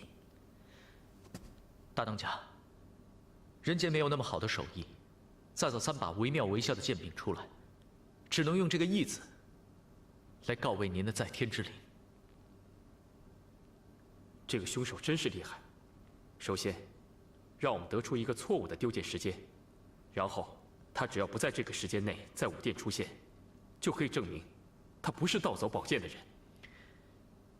所以，最有证据证明自己那段时间不在武殿的人，便最有可能是真凶。狄大人的意思是说，盗剑之人肯定在参观武殿众人之中。没错。二位当家，在黑风寨招安之前，武殿有没有人把守？黑风寨已经有1个多月没有外人进入了，全寨上下都忙着招安的事情。做这3把蜡雕，不是一时半会儿就能完成的事情。而这剑柄的样子，我觉得，只有天天可以看到它的人，才可以清楚地记下来，然后盗剑，安放剑柄。人杰相信，这凶手很有可能就是黑风寨自己人。如此说来，兰陵并非凶手。可是，这盗剑之人，不一定是杀人之人呐。莫非有2个凶手？细想想，咱们现在又是一根绳上的蚂蚱了。在汴州城被萧朝天的人追杀，在大漠面对马贼王随时而来的复仇，现在黑风寨又是一场有时限的生死游戏。我看，都不如碰上一个傻书生，赌命啊！你呀，还是如此伶牙俐齿。不过呢，也确实一语惊醒梦中人。人家自以为从来都不赌，却原来是天下间最大的赌徒。那我岂不是天下第一陪赌？我和姐姐竟也心甘情愿地上了这个赌局。如果你们现在想退出，还来得及。大大，你应该知道，任何一个赌徒都只有进，没有退。没错，何况我们昨天才许下生死不负的诺言。我想，也许有一个办法，可以让我们找到更多的线索。那你还不快说？墨远，即便你是用剑高手，那天在武殿，你都没有看出那个剑柄是假的，这足以证明那蜡雕的技艺精湛。相信这世上，能将剑柄做得如此逼真的，没有几个人。你是说，找出做蜡雕的人？可这一点门路也没有，上哪儿去找啊？有时候，平凡的东西比较好找，但有些时候，越不平凡的东西却越容易被找到。就好像酒香不怕巷子深。再香的酒啊，也要去打听。不过，如果酒够香，就不怕打听不到。也许有一个人会知道。我还以为找什么世外高人呢，结果又来这儿了。傻书生哪里是找什么线索嘛，分明是自己想见慕容清了。女人啊，还真是阴晴不定，特别是一个女人遇见另一个比自己更有吸引力的女人。什么意思啊？她比我漂亮吗？还是比我专一忠心啊？她比你神秘。哼，对一个男人若即若离，一会儿害他，一会儿又爱他，难道这就叫神秘啊？你们这些男人，就是被神秘给害死的。哼！大大对慕容清情有独钟，你不生气吗？我生什么气啊？因为你也喜欢大大。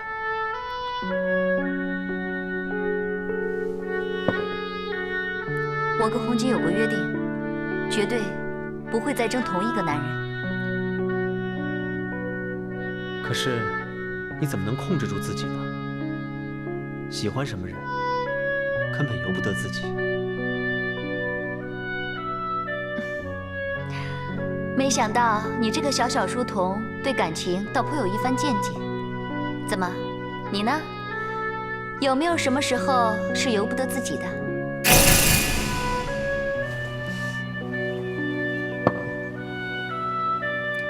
有一种神秘，是他随时可以看穿你，而你永远不明白他。有时候，男人就算被这种神秘给害死，也是甘之如饴。如此说来，你们男人还真是贱啊！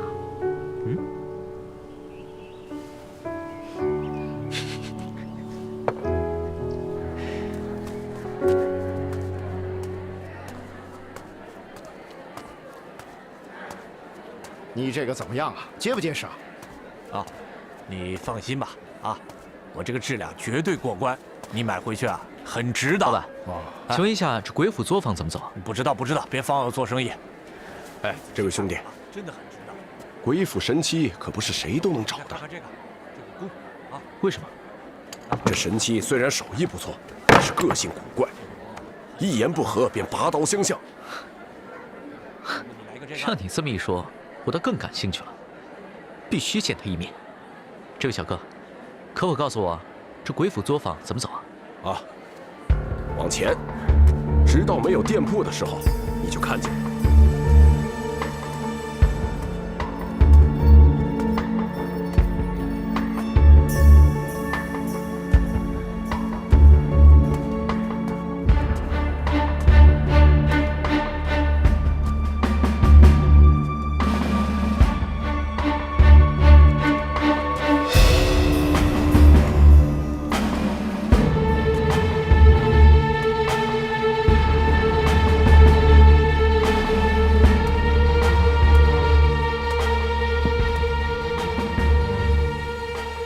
年轻人无需小心，那些都是纸做的罢了。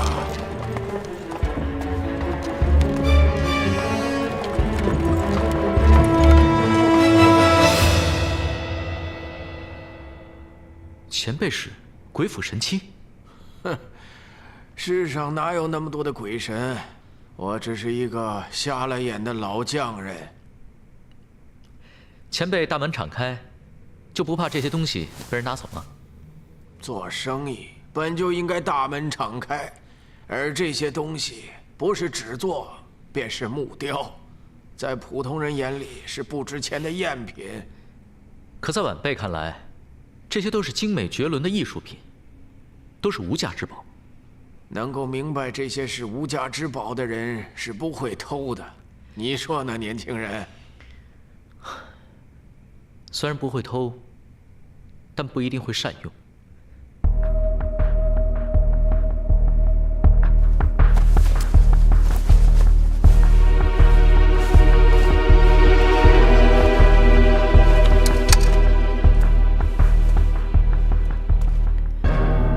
前辈可记得这两把宝剑？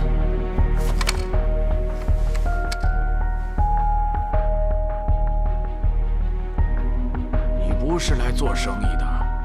不是，你是来打探消息的。正是。你也看到了，我是一个瞎子，而且我做生意只懂收钱，不问其他。看东西不一定需要眼睛。前辈眼盲心明，否则怎么会做出这么多的绝世珍品？又如何只从晚辈的区区脚步声中就可以判断出晚辈是一个年轻人呢？哼，废话，不是废话。晚辈知道前辈立下了规矩，绝不会透露任何一个客人的消息。晚辈此次前来，是因为这件事关乎着300多人的性命。开门！给我开门！你们这些灵人，唱戏咒死了屈大人，还要搭上300多条黑风寨弟兄的命。我黑大虎今天说什么要把你交出去？开门！说得好，把他们交出去。这地方，老娘一天也不想待了。这些灵人啊，竟敢让本大爷出手！你住手！我说过了，只有狄仁杰的命令才可以抓人。小妹妹，狄大人都把你关起来了，你还向着他？说不准他为了向朝廷交差，把你也给舍出去呢。还跟他废什么话？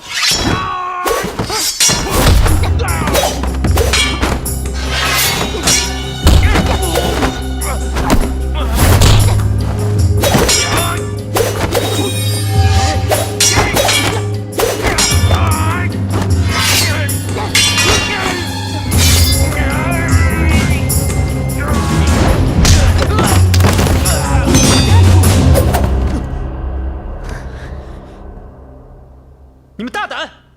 我和红巾奉狄大人之命再来审案，都老实点。如此说来，我这3把剑柄蒙蔽了众人的双眼，帮助凶手瞒天过海。没错，天杀的，糟蹋了我这好东西。你放心，如果你句句属实，老夫一定帮你。仁杰，多谢前辈。什么？仁杰？你是狄仁杰？正是。晚辈汴州判所狄仁杰，奉皇上之命，查办屈大人在黑风寨被杀一案。狄大人，你还是请回吧。狄仁杰，真怀疑我是凶手吗？姐姐，傻书生他是相信你的，只是他更需要找出证据，让所有人都相信。你不用急，大大已经找到了线索。前辈选择不帮助仁杰，难道是和我的身份有关？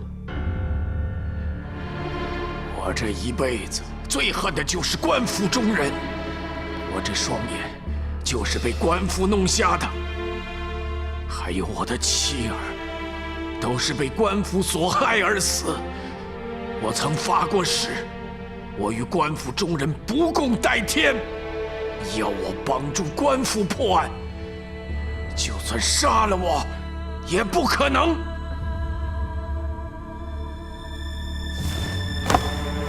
你不必归我。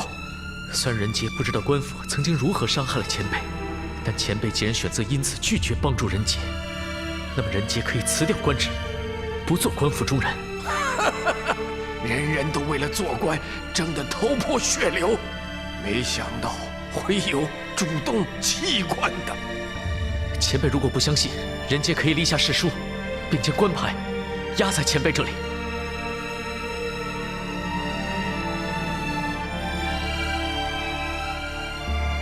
狄大人，我看你还是不要辞官了。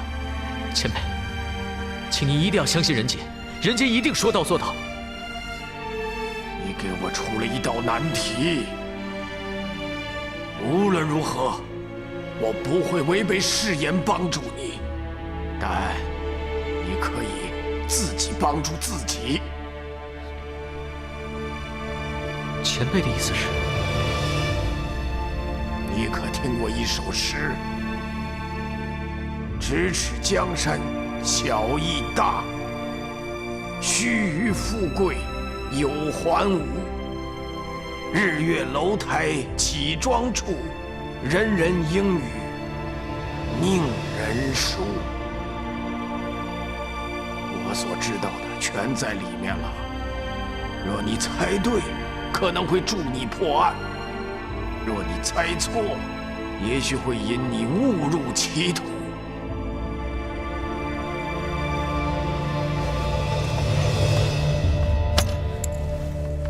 多谢前辈。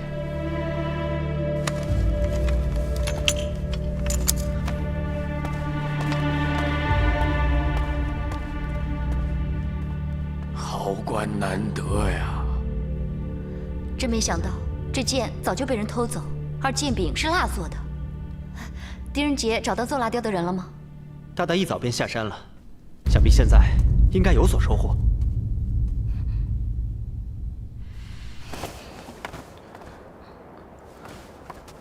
是你？我是想来谢谢你们的。进来吧，小兄弟。亏了你们，我才没有被大虎欺负。客气什么？这个黑大虎恃强凌弱，任谁都看不过眼。这位姐姐，我们还要在这里关多久？没事的，别难过。狄大人一定会想尽办法救你们出去的，而且他现在已经找到线索了。你叫什么名字？家乡在哪里？我叫冷月，是个花名。我不知道自己真正的名字是什么，也不知道自己家在哪里。我是个孤儿，从小就被送进教坊，这么多年来，一直都是别人找乐的对象。只有你们如此待我。冷月，其实我们跟你是一样的，也是孤儿，无父无母。这样吧，你做我们的弟弟，等黑风寨之围一解，就随我们回汴州府。好啊。你两个姐姐说话毒辣，大哥我呢又功夫了得，看今后谁还敢欺负你？说什么呢？你还说我们说话毒辣，你就功夫了得？你小心我！两位姐姐，大哥，冷月先走了，你们要保重。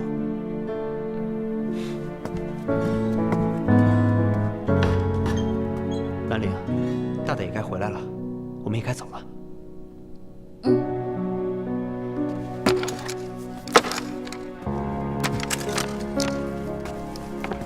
墨雨，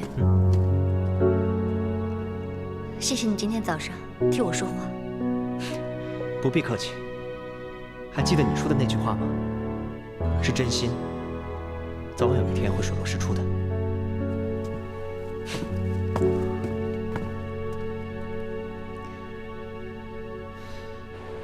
咫尺江山小义大，须臾富贵有还无。日月楼台起庄处，人人应语宁人说。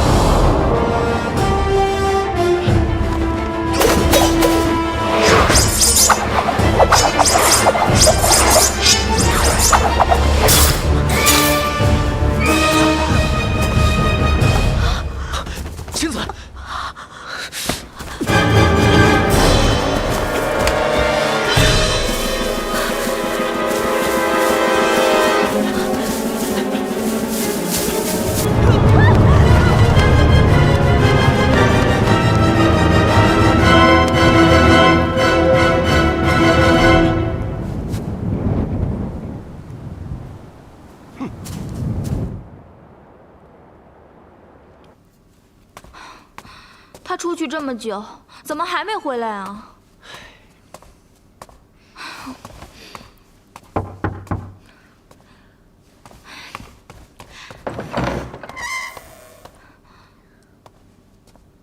你是蒲王的人？是，殿下派我来通知你们，狄大人可能出事了。什么？你说我家大大出事了？殿下派慕容姑娘暗中保护狄大人，并告知天黑之前无论归来与否都要报平安信。可是直到现在，殿下仍未收到慕容姑娘的平安信。慕容清保护狄仁杰，他怎么可能保护狄仁杰呢？现在不是说这个的时候，我们得赶紧去救大大。殿下已经在派人去寻找了。殿下还嘱咐说，狄大人一定是在回山的灵山中遇危的，因为大军驻守，凶手根本出不了山的。你熟悉这里的地势，可知上山最便捷的路径？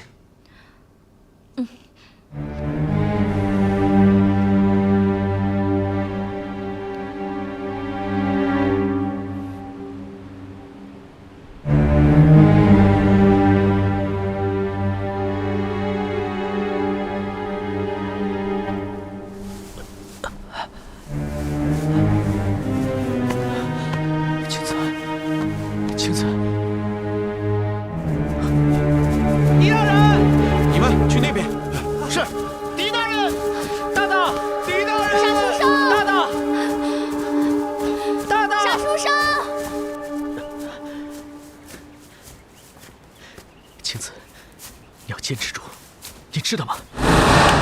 仁杰，我还想让你陪我一起携手笑傲江湖，一起上山采药。一起研究医术，一起做药王山庄的主人。要我一个人承受这些，我真的承受不起。妻子，你就任心丢我一个人在这儿。我知道你和殿下订了婚，我现在答应你之前的请求，你也要对你说的话负责。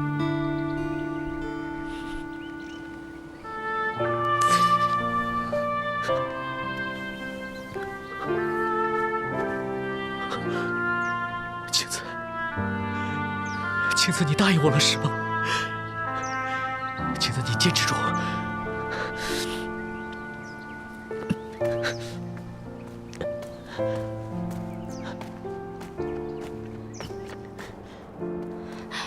傻书生，大大，傻书生，大大，大大，墨雨，你快看！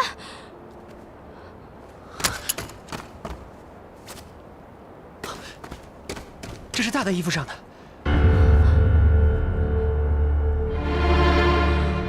不会的，傻书生，傻书生，傻书生！红巾，墨云，殿下，你看，这是从大大衣服上刮下来的。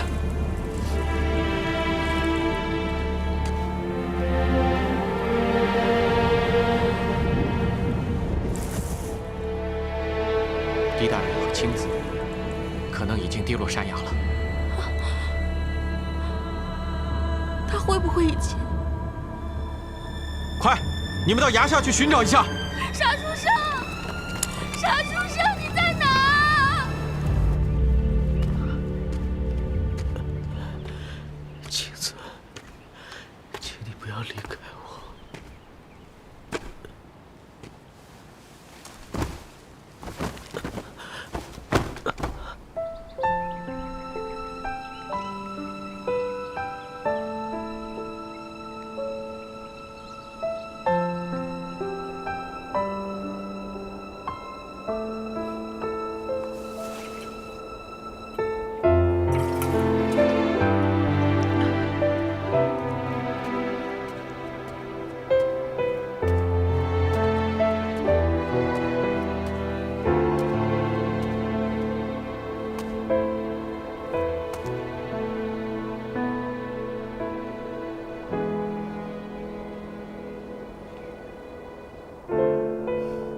想喝醉吗？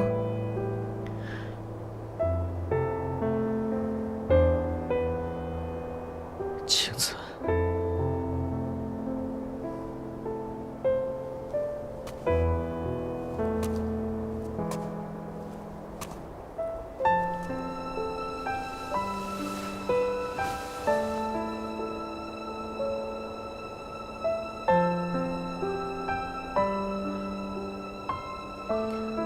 我要嫁给蒲王了，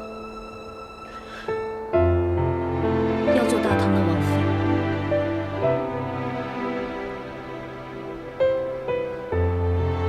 花轿就停在山庄外，你没有听见鼓乐声吗？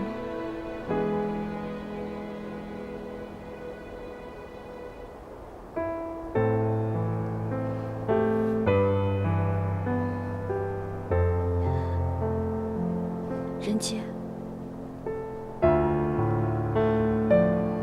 再陪我喝醉一次吧。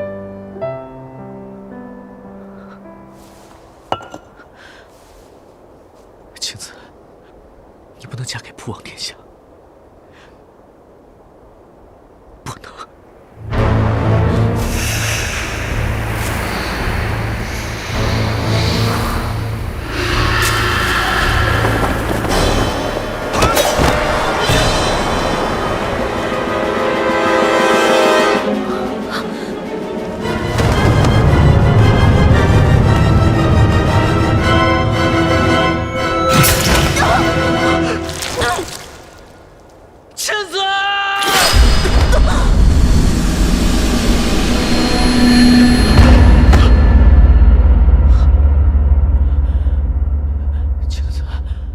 青子，青子，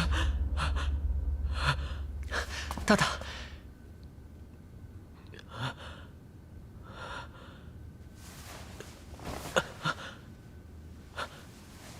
青子呢？青子呢？青子呢？青子，青子，你就知道慕容清。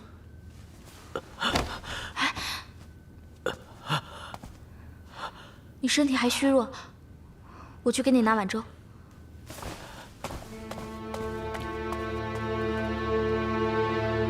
墨月，青子呢？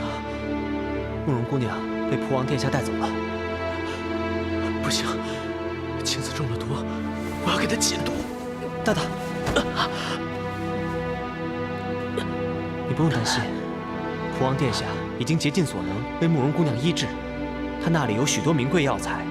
想必慕容姑娘不会有性命之忧。我回来的时候，遭遇了黑衣人的袭击，青子为我挡了一剑。他如果有什么三长两短，我也不想活了。慕容清为你挡了一剑。对，我一定要见青子。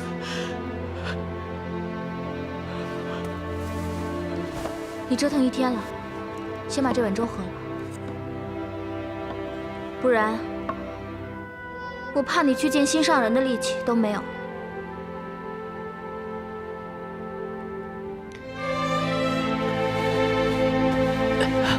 大大，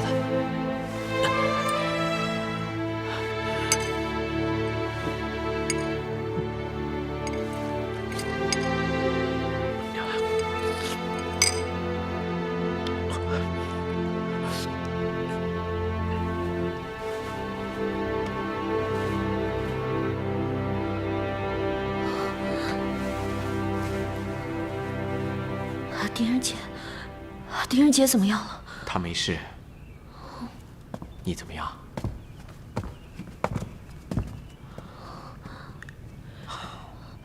狄大人，我刚刚为青子解了毒，他没事，你放心吧。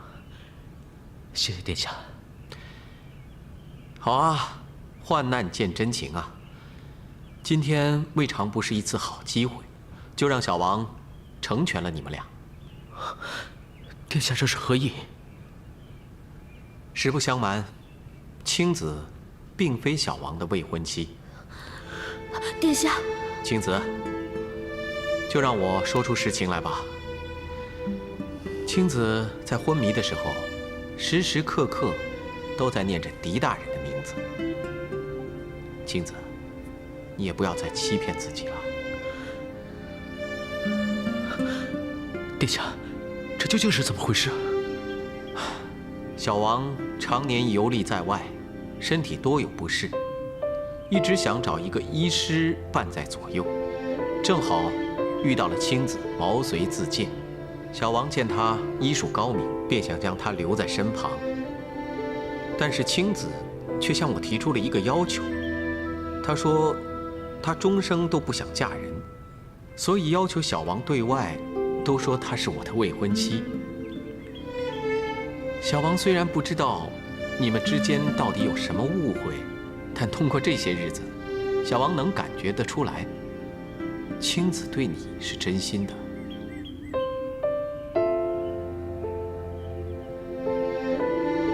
好了，你们好好谈一谈。小王先出去了。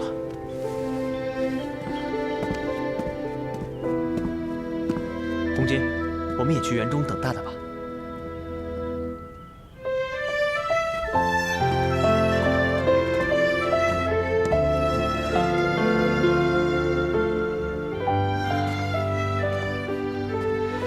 青子，你为什么又要骗我？难道你真的一辈子都不嫁了吗？我以为你再也不会原谅我了。仁杰，你在山上说的那些话，可是当真？绝无半点虚言。青子，等黑风寨的事情一过去，我就辞官，跟你回仰望山庄。过去发生的事，全都让它过去吧。姑姑死了，我不想再回山庄了。山庄有叔叔就够了。仁杰，你想为官，我就陪你一起，好不好？看来你对慕容清没那么反感了。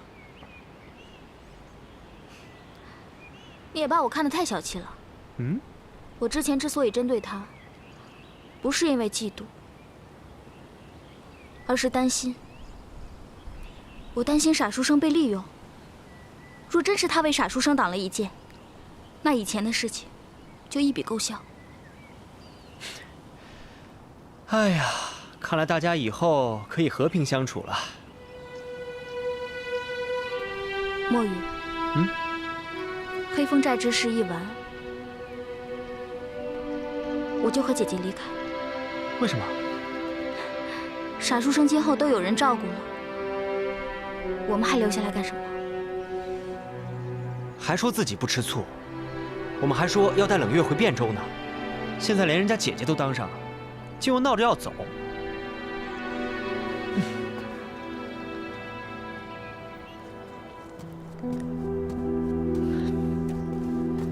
多谢蒲王殿下成全。有情人终成眷属，也是一桩美事。狄大人不必感谢。对了，狄大人这次下山可有什么收获？我去平安镇查到了鬼斧神妻，但他的性情古怪。他心里最憎恨的是官府中人。不过他最后给我留了一首诗，或许在这首诗里，可以找到凶手的真实身份。是什么诗啊？咫尺江山小义大，须臾富贵有还无。日月楼台起庄处，人人应语宁人书。似乎从未听过这首诗，是前人所作吗？不知道，我好像在哪里看到过，但一时又想不起来。这首诗既非咏人，也不叙事，更不是抒情，倒真是奇怪。人人应语宁人书，这人人、宁人，会是什么人啊？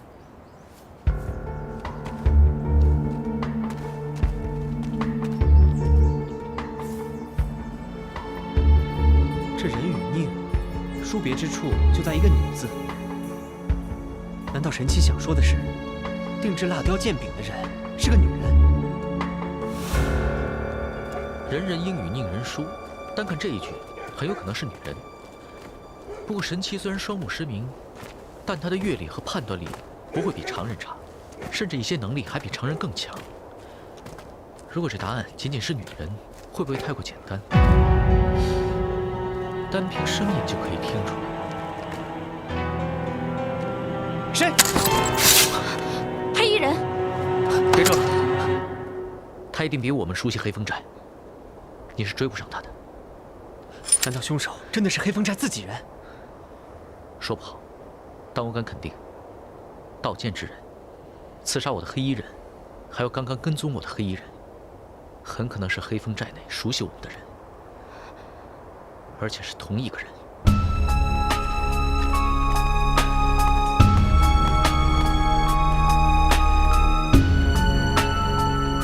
春红，二当家，三当家，明日就是最后的期限了。听说狄大人下山，找到了做那3把蜡雕剑柄的匠人，在回来时却遭到了袭击，也不知道情况如何。两位当家，如果这个时候我们还把全寨兄弟的命都压在狄大人手里，是不是有些危险？狄大人是朝廷钦派的查案专员，我们不听狄大人的，那便是与朝廷作对。其实狄大人下山查案，也并非收获全无，恕属下冒犯。刚刚跟踪狄大人，听他们说起一句诗：“人人应语宁人书”，这诗是那个匠人告诉狄大人的，诗中可能含有凶手的信息。人人应语宁人书，确实，既然是书，便是不同之处。很明显，人与宁两字的差别是个女字，故而凶手很有可能是个女人。师爷，你可曾听到狄大人对这具尸体的破解？本来墨雨少侠和红巾都已猜到谜底是女人，但却被狄大人给否认了。而且，狄大人也并未说出原因。二位当家的，师爷，狄大人这么做，分明就是偏袒包庇，不想把兰陵牵扯进来。二位当家的，我们不能再相信狄大人了，赶紧拿个主意吧。对呀，不能相信狄大人了，不能相信狄大人了，不能相信狄大人了，不能相信狄大人了。诸位兄弟，请稍安勿躁，且听萧木一言。狄大人本是光明磊落之人，萧木会亲自向狄大人求证。明日便是最后的期限，请兄弟们先忍耐忍耐。如果到时候狄大人真的徇私包庇的话，萧木保证，黑风寨绝不会坐以待毙。狄大人，我真的是为了关胜才说出这些的，并非要挑拨是非。我明白，你这样做是对的。春红，谢谢你。大人，该说谢谢的是春红，那春红先告退了。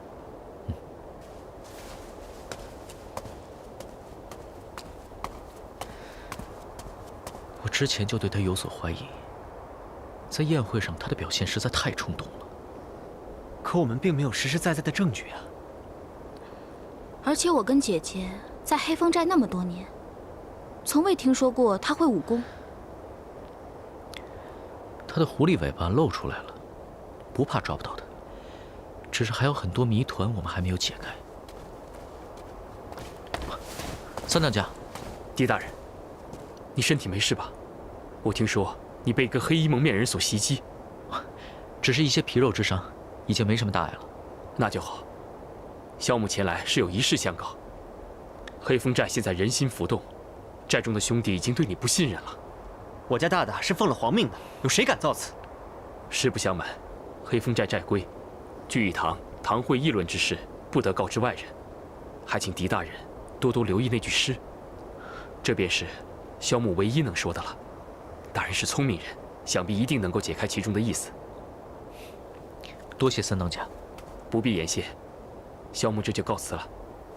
三当家，人杰还有一个问题，你为何如此相信人杰？实不相瞒，当年萧木上山为匪之前，也曾经想求学致仕，只不过因为一场考试舞弊案的牵连。哎，大人，萧木和您一样，有着同样的理想。告辞。真没想到，三哥以前竟然是个书生。难怪他看起来文质彬彬，与寨中其他人不同。这也许就是他和蒲王能够成为朋友的原因吧。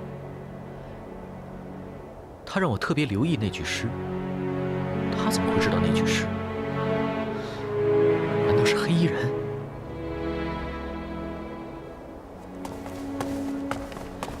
二当家，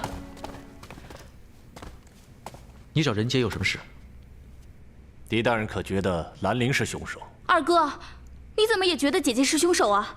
黑风寨对我们姐妹有恩，姐姐绝对不会恩将仇报的。没错，兰陵是什么样的人，二当家心里不清楚吗？二当家，你是不是有什么难言之隐啊？伶人演的故事是真的。屈大人、大当家还有我，就是当年的三铁骑。剩下那个还未现身的战卢宝剑，就是当年将军赠送给我的。请跟我来。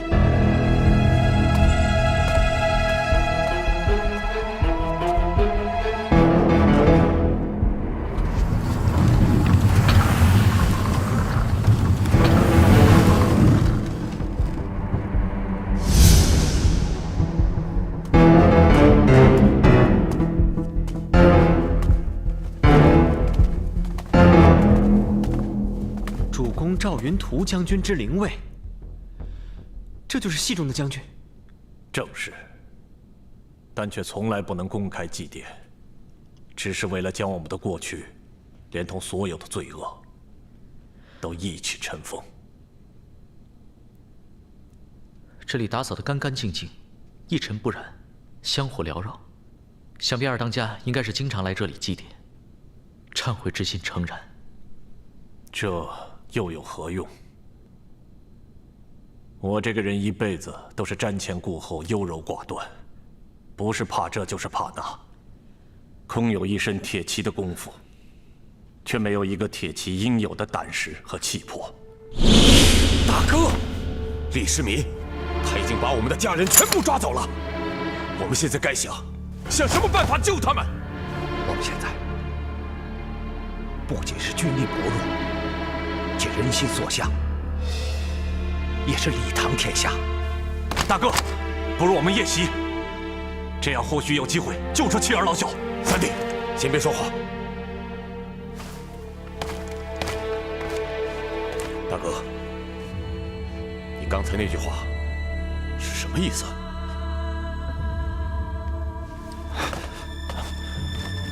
不如我们启程投降吧，杀死主公，将主公的头颅献给李世民，以表诚意。什么？杀死主公？你说杀死主公？正是。我们和主公可是盟过誓的。大哥，你忘记我们的誓言了吗？我们要誓死效忠主公。这佩剑就是最好的证明。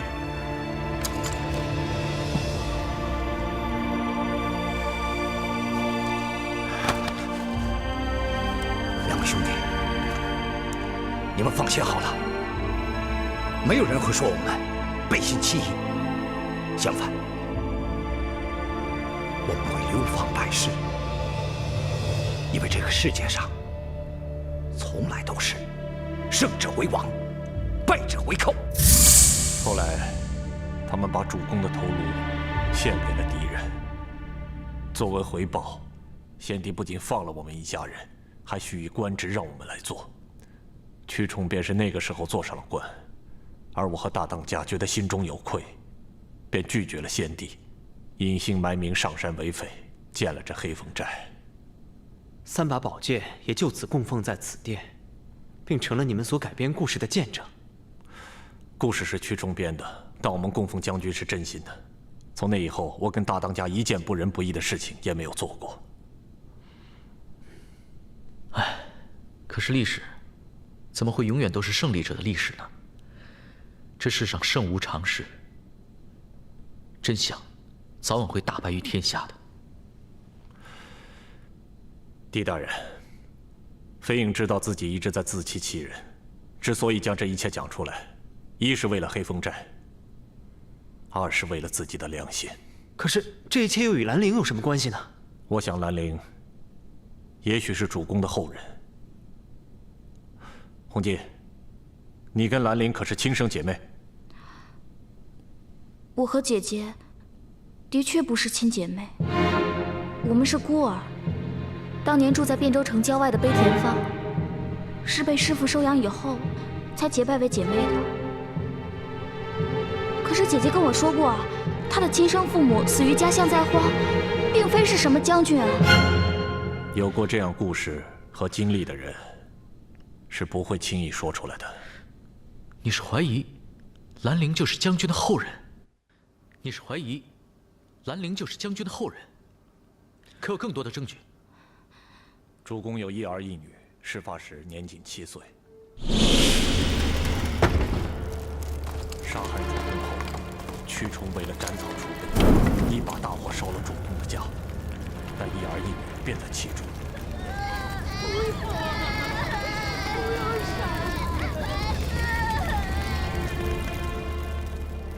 大火之后，我去检查，想找出主公后人的骸骨，将其安葬，却发现少了一具小孩的骸骨。我对主公有愧，心想要是孩子能够死里逃生，也是一件幸事，所以并没有将这件事告诉屈崇和大当家。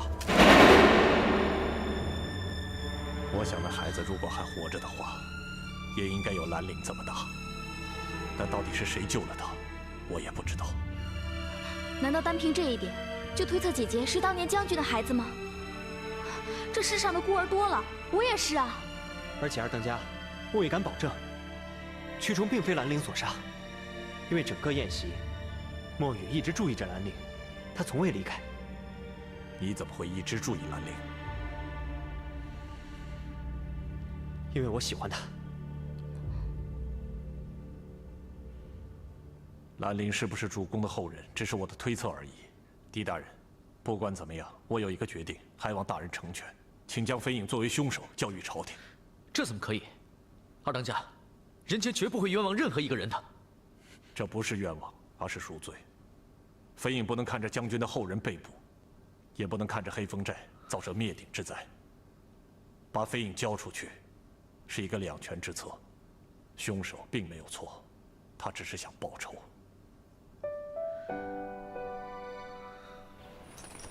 大大，公鸡，刚刚我同二当家讲的话，请不要告诉兰陵。我不过是一时急中生智，为了救兰陵。你不会为了救人而撒谎，所以你在宴会上一直看着兰陵，是真的。本书童，没想到你一直暗恋姐姐。放心，我会替你保密的。对了，傻书生，刚才你为什么不把春红的话，还有咱们的怀疑告诉二当家呢？因为我们还没有真凭实据。这屈大人和大当家究竟是怎么死的，还是一个谜。他很好的利用了黑风寨中众人的心理，让每一个人现在都想尽快的交出一个人替黑风寨解围。解了黑风寨之围，也便是解了凶手之围。凶手可以在报完仇之后，全身而退。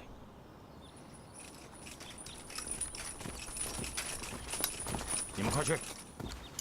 上官将军，现在子时还未到。狄大人放心，本官来此不是来剿灭黑风寨的，本官只是驻兵在寨中，以免再上了狄大人的当。原来如此，上官将军请放心，人家这次只会将凶手交给将军，不会再引将军去山谷了。嗯。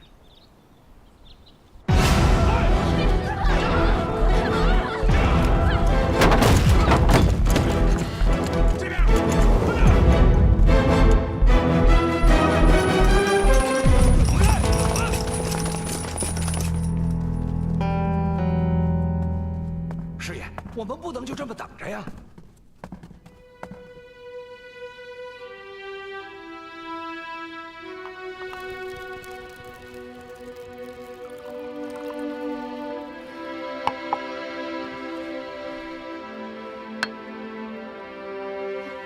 傻书生一向都如此吗？关键的时刻把自己关在房间里想问题。大大的一博术需要心平气静，像你这样一辈子都别想学会。傻书生的本领我还不稀罕呢。也许兰陵能够学会。你真的喜欢姐姐啊？放心，我再给你保证一次，我绝对不会告诉她的。这个事情嘛，你应该亲自告诉她。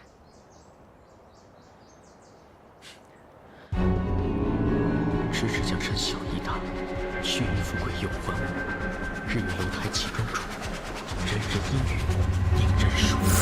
这首诗既非咏人，也不叙事，更不是抒情。这人与命，殊别之处就在一个女字。难道神奇想说的是，定制蜡雕剑柄的人是个女人？日月楼台起庄处。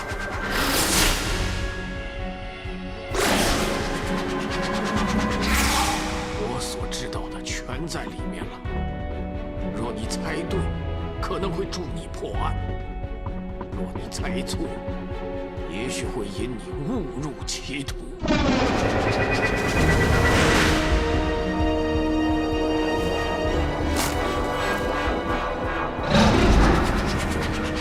直指江山小义大，血与富贵有还无。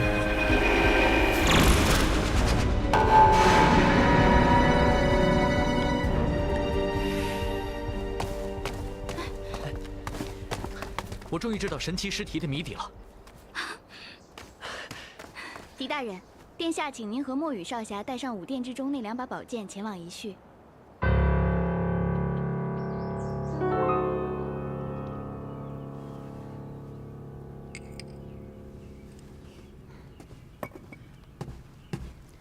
仁杰，青子，你感觉怎么样了？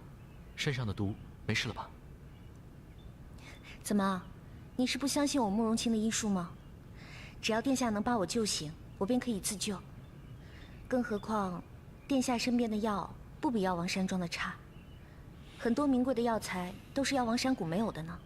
看来这次真是多亏了殿下了。这是武殿中的宝剑？没错，也是杀死曲大人和大当家的2把宝剑。仆王让我和墨雨来，想必应该是有什么用意吧？原来殿下找你们有事啊？那你们还在这里？慕容姑娘，我家大大得先确定你没事了，才能安心去做别的呀。行了，你们快去吧。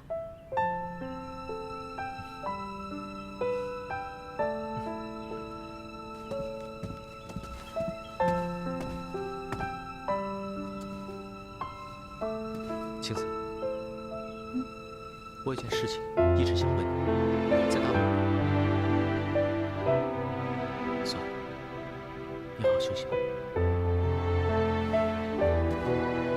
仁杰，我和烈焰什么都没有发生，凶手来得很及时。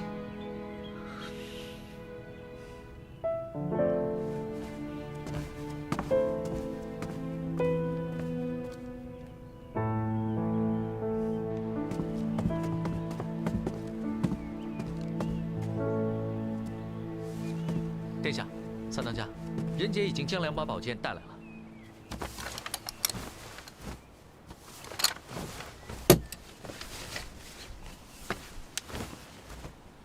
小王想让这把剑再出一次鞘。殿下的意思是？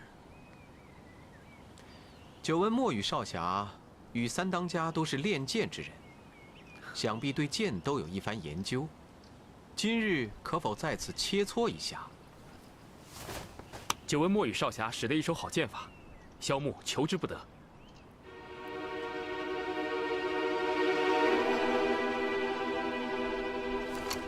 请。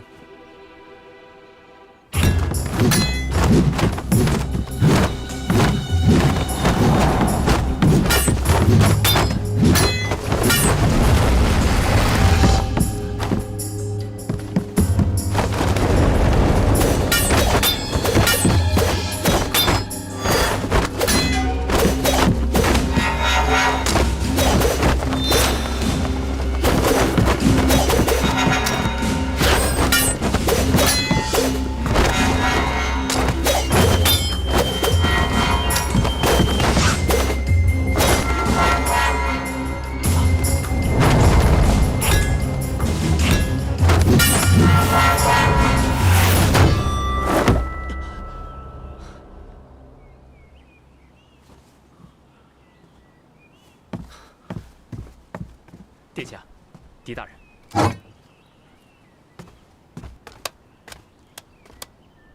好剑法。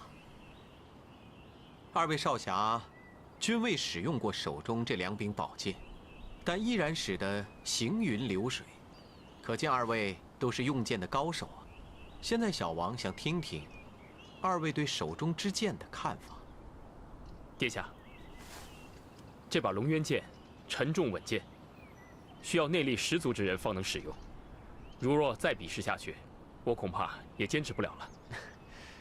这鱼肠剑刚好相反，剑走轻灵，剑身轻薄，连剑柄都是空心木做的，叫人难以掌控。墨雨以前从未使用过这样的剑。小王想，既然这案情与剑有关，这剑中必有线索，但一直都参不透，所以今天特意请2位少侠来比剑，想知道其中到底有什么奥秘。狄大人，依你所见，看出什么线索没有？殿下英明，原来这凶手早已用过了障眼法。3当家，可有弓弩？有，我这边去拿。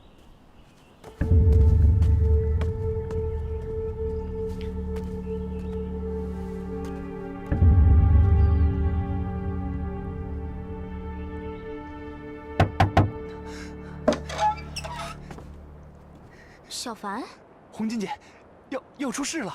怎么了？寨子里的兄弟们要把兰陵姐直接当凶手交给上官将军。什么？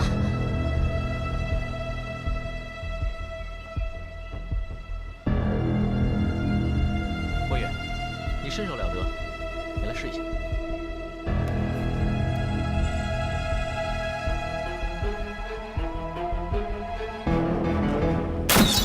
凶手之所以没有出现，不是他会什么隐身，而是他站在一个较高就能看到凉亭的位置，将鱼肠剑射出，杀死了大当家。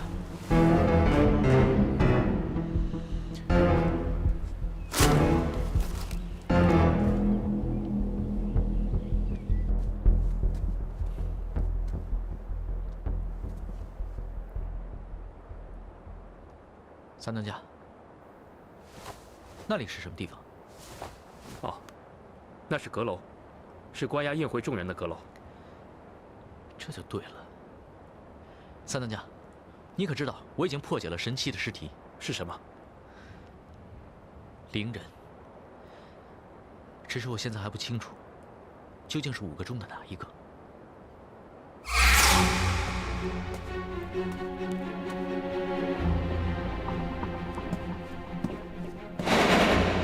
难道是他？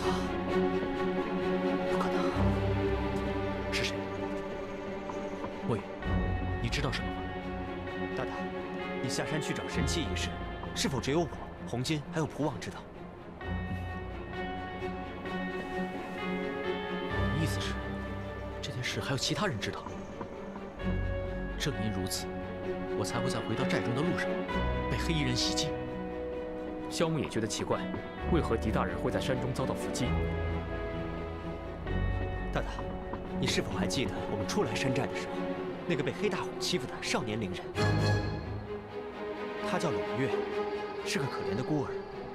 那天你走后，我和红巾去阁楼，听兰陵讲起你要下山去找做蜡雕的人，忽然门外有动静，打开门一看，竟然是冷月。可我当时并没多心。冷月，就是当晚饰演将军的那个灵人。是。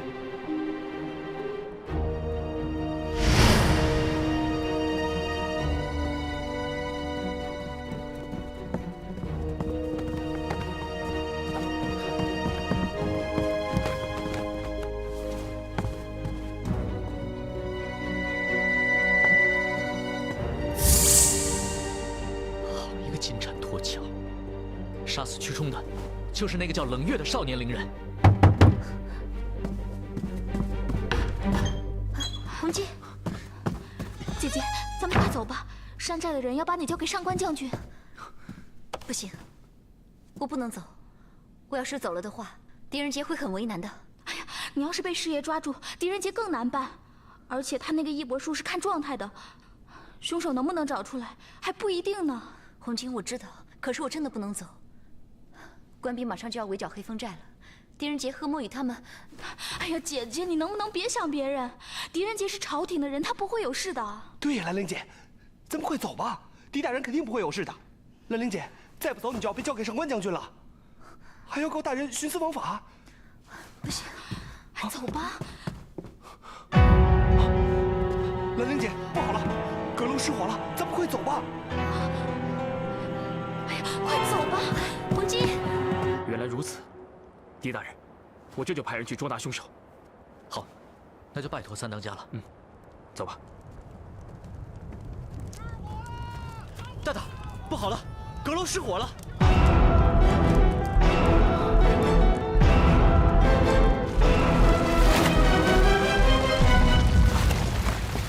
狄大人，红巾救走了兰陵，还放火烧了阁楼。狄大人，是我小凡放走兰陵姐的。兰陵姐承认是她杀了大当家的，可是兰陵姐是我小凡的救命恩人。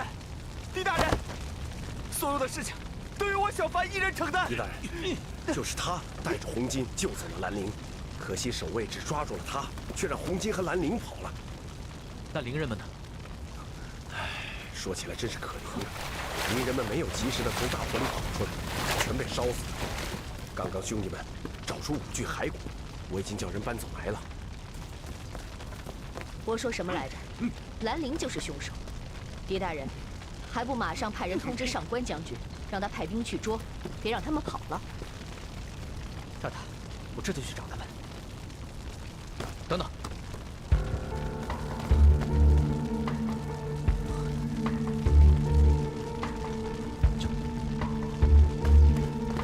三当家，是也。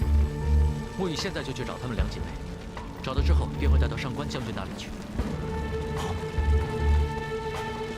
三当家，请立刻去保护国王殿下，把刚才这里发生的一切一五一十地告诉殿下。是，狄大人。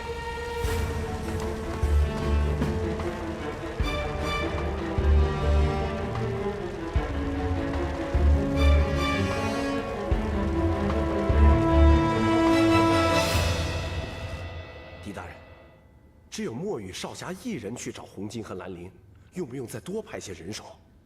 不必了，师爷。唉，真是没想到，兰陵竟然会逃走。不管怎么说，黑风寨对他也是有救命之恩的。师爷就这么肯定，兰陵就是凶手吗？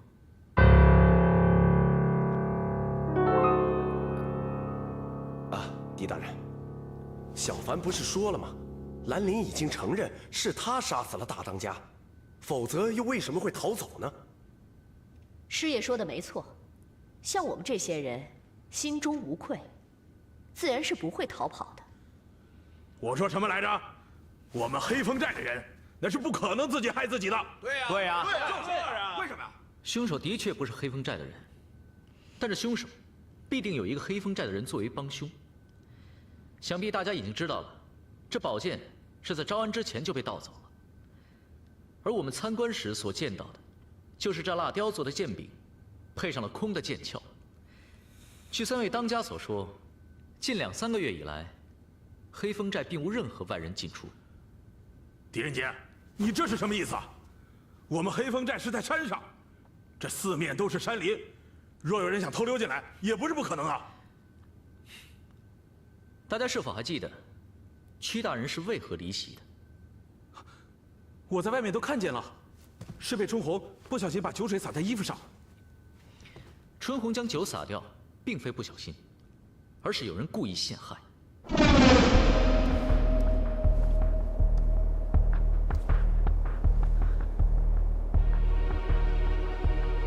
那日午夜我们吃过鱼。这么说来，是有人将鱼刺射中了春红的手背。 使他打翻酒杯，引屈大人出去。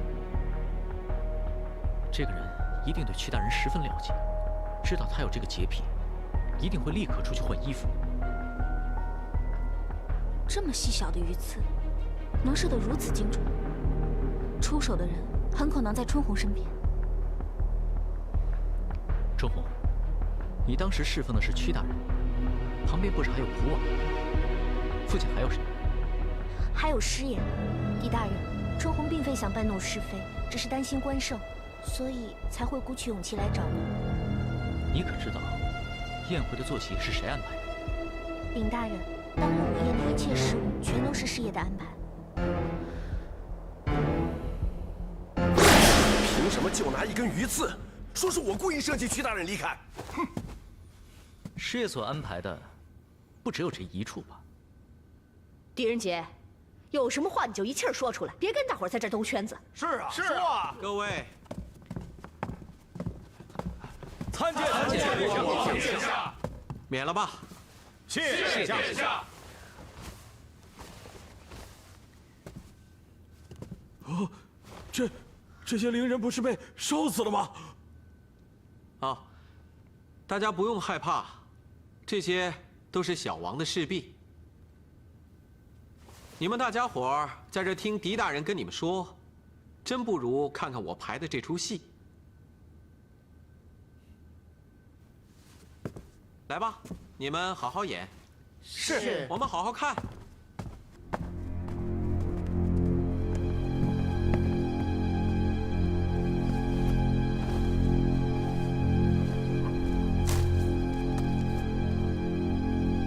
我是铁骑王翰。 这是将军赠我的龙渊剑。我是铁骑张昭，这是将军赠我的鱼肠剑。我是铁骑赵成，这是将军赠我的战卢剑。宝剑赠兄弟，一骑冲云天。敌人攻到了城门，兄弟们拿起手中宝剑，我们要誓死效忠将军。骑上战马，随我一起奔赴沙场。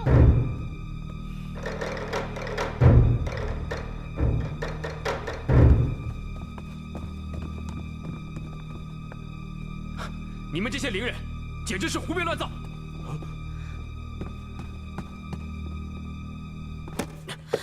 说，谁让你们这么演的？是你们送过来的戏本，我们只是照着演啊。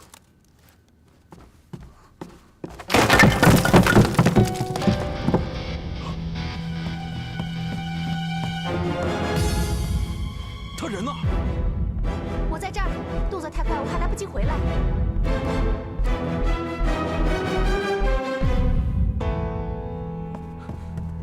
难道真是那个下贱的伶人所为？大家是否还记得神奇留给我的那首诗？也就是这首诗，让兄弟们开始怀疑我一直在包庇兰陵。但这首诗的答案，并非是女人。咫尺江山小义大，须臾富贵有还无。大家觉得是什么意思？这首诗听着还真有点人生无常的味道。人生如戏，戏梦人生，的确无常。咫尺江山，便是这戏台，虽小亦大。须臾富贵，便是指戏台上的戏，时有还无。而最后的两句诗，日月楼台起妆处，人人应与宁人殊，讲的也就是伶人在表演之前打扮自己，将自己装扮成女人，而神七正是从他的声音和身上的脂粉气做出的判断。如此一来，这样的一个男人，身份不是伶人，又会是什么？哪里走？师爷，干嘛这么着急走？你安排的事情，人杰还没有说完呢。饰演将军的伶人叫冷月，师爷上台怒骂伶人，为的就是给金蝉脱壳的冷月争取更多的时间。还有，把大当家约去凉亭的，想必也是师爷，好让住在阁楼的冷月有机会将鱼肠剑用弓弩射出来，杀害大当家。那鱼肠剑是用弓弩射出来的。鱼肠剑与其他两把宝剑最大的不同之处，便是剑身又细又薄，且十分轻盈，而且弹力非常好，可以当作剑，用弓弩射出来。没错，凉亭的不远便是阁楼，从阁楼看向凉亭，比在树林里看过去要清楚得多。正是师爷帮助冷月盗取了此剑，杀死了屈大人和大当家了。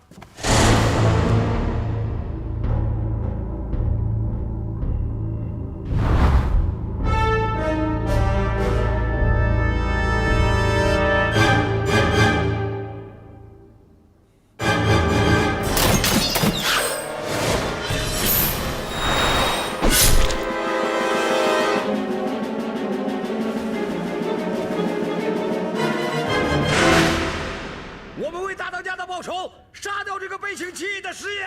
对，杀了他！杀了他！殿下，批判左，还有1个时辰，倘若再找不到真凶的话，休怪本将军依皇命行事。殿下，为了您的安全，臣请护送殿下离开这里。上官将军，小王做事情向来有始有终。我既然决定留下来，便早就将生死置之度外。再说了，现在不已经都真相大白了吗？上官将军，请再多等一会儿，人杰已命人去捉拿真凶了。上官大人，我是帮凶，凶手是兰陵，但他已经逃走，你抓我回去吧。大人，凶手是伶人冷月。大人，切莫听狄仁杰胡言。冷月已经被大火烧死，兰陵畏罪逃走。你抓我归案吧，一切都是我一手策划的。谁说我逃走了？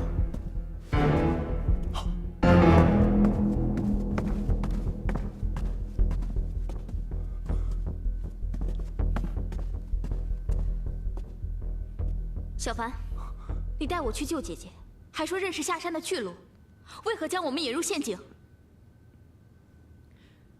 红巾，这怎么回事？我被小凡说动去救姐姐，起初姐姐并不愿意，但后来阁楼失火，我们才逃了出来。快！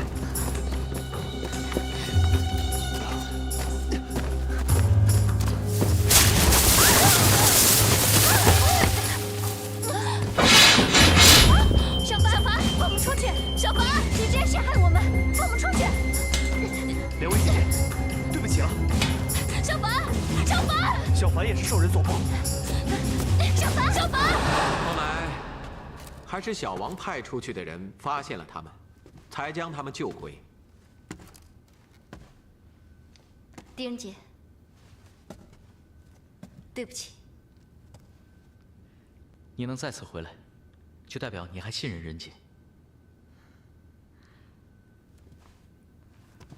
小凡，你究竟受谁所迫？是师爷，他混蛋，他抓了我山下的妹妹。红巾姐，我是被逼的。师爷，可是你逼小凡去找的红巾。狄大人，我已经认罪，让上官将军把我带走便是。你是从犯，不是主犯，人家并非要带你一个人走。想必你已经知道当年之事，但你可知屈冲为什么会有洁癖吗？因为他那双手曾经沾满了鲜血，就是擦一生一世也擦不干净。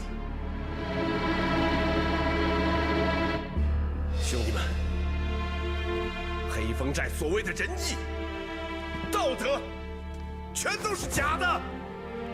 大当家、二当家和屈冲，就是当年杀死将军卖主求荣的三铁骑。冷月是将军的儿子，他只是知道了真相，想来报仇。而我，是当年将军家的奴仆，潜伏黑风寨，也是为了报仇。难得有招安的机会，将这三个忘恩负义之人一一的杀死。难道我和冷月这么做有错吗？可兰陵是无辜的，黑风寨所有的人都是无辜的。总之，你们抓我归案吧。一切都是我一手策划的。那可怜的孩子已被大火烧死。狄大人，时辰已到，我要把师爷带走了。等等，谁说冷月被烧死了？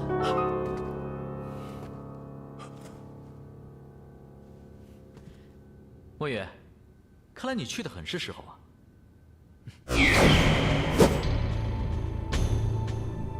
你终于来了，动手吧。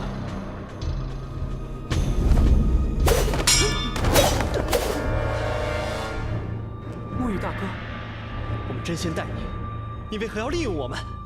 冷月并不想利用你们，只是大仇还未报。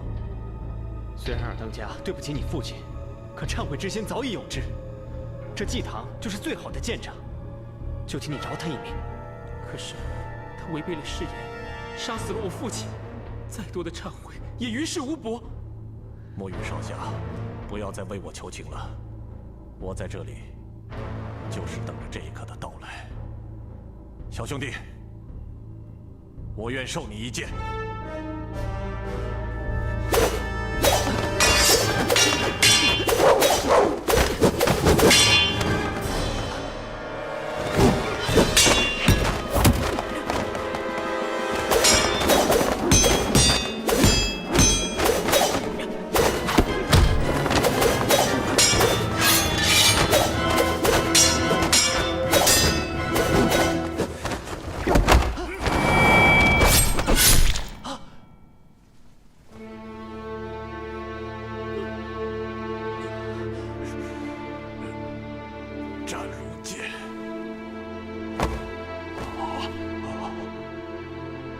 的剑，我情愿死在这柄战舞剑下。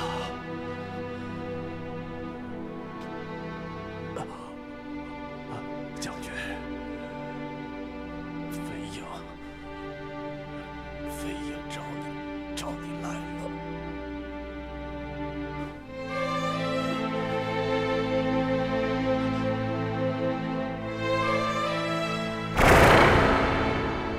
你可知道，二当家曾经说过，他可以带你去死。冷月，杀人偿命，这是大唐的律法。今日抓你归案，就是为了大唐律法的公正。狄大人，冷月大仇已报，已无遗憾。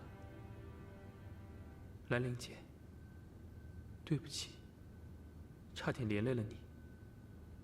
冷月并不想如此，真希望你能是我姐姐。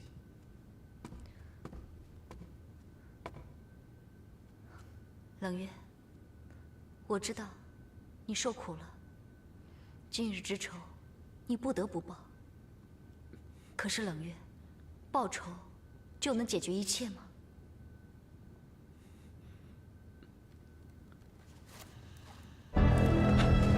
殿下小心！你们放走他！就等他被大火烧死，我跟你们回朝廷交差，否则我就要了蒲王的性命。看你们如何向皇上交代！大胆贼人，你可知道，杀害皇亲国戚是要满门抄斩的？哼，满门！我孤身一人几10年，哪来什么满门？冷月是我唯一的亲人，将军死后，我就立志终身不成家，一定要将他的后代抚养大，为他报仇。为掩人耳目，我下狠心把他送进教坊，自己潜伏在黑风寨，寻找机会。听你说冷月是你唯一的亲人，你却只让他记住了仇恨。你可有想过，他的生活里有过一丝一毫的快乐吗？师爷，你可知道冷月在阁楼里跟我说过什么？他说他这一世长这么大，从来没有体会到真正的爱和欢乐。兰陵姐，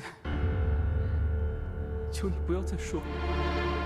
你用恨来教育冷月成长，即便报了仇又能怎样？将军在九泉之下，也未必能安心。而这个孩子，还是一个鲜活的生命，他要过光明正大的生活。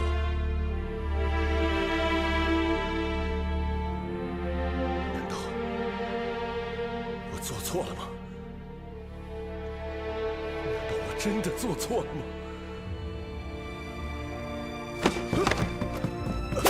拿下！走走。孩子，我对不起你。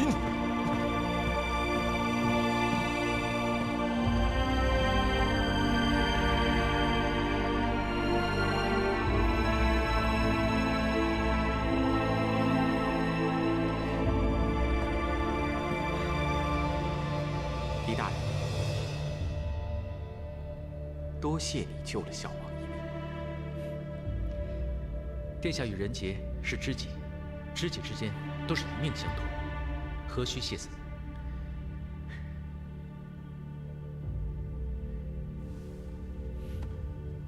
知己呀！狄大人，大呼以前多有得罪，还请见谅。以后当兵可比做山贼还要耀武扬威，只是不要再看不起谁就欺负谁了。狄大人放心，大呼谨记。父王殿下，狄大人，你们2位对我黑风寨有救命之恩，日后若有难处，我们兄弟定当全力相助。三当家，殿下，大家一日为兄弟，终生为兄弟。人杰兄，时候不早了，该启程了。萧木兄，后会有期。父王殿下，狄大人，多多保重，后会有期。你们先等我一下，我去跟殿下告别，也把青子带上。你要带慕容清走？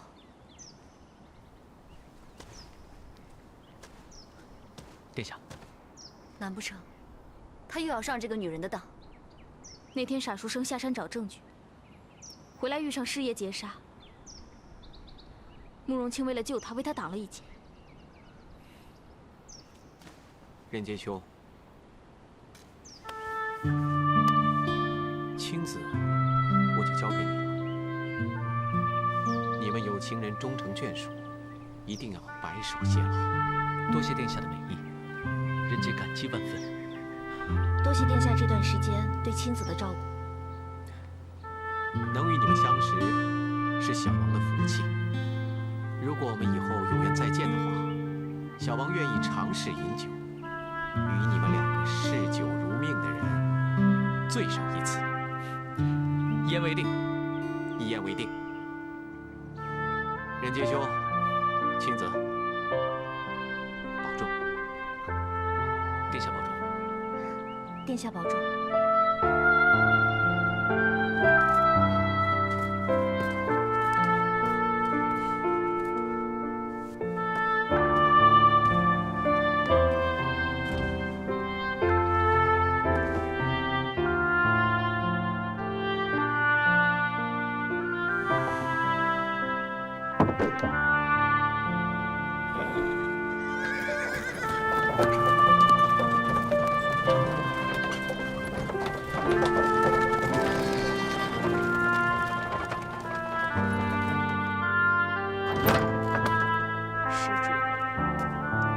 师太，我家大大是汴州叛左狄仁杰，可否借宿一晚？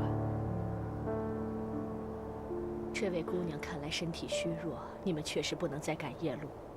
修道者多行善事，无量天尊，各为请。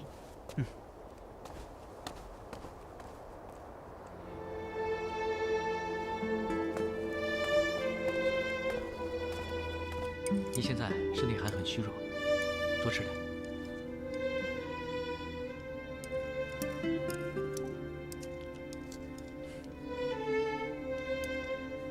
我又没病，有手有脚的，我自己会夹。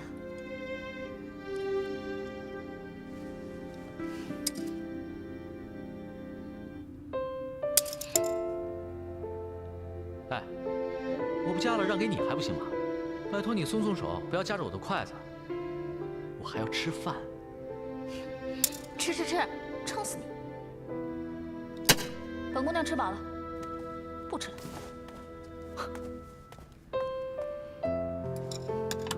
我也吃饱了，你们慢慢吃吧。这两个人还说是女侠，分明就是俩千金大小姐。大大，墨雨没吃饱，但我先出去看看。他们不是饭吃多了，而是醋喝多了。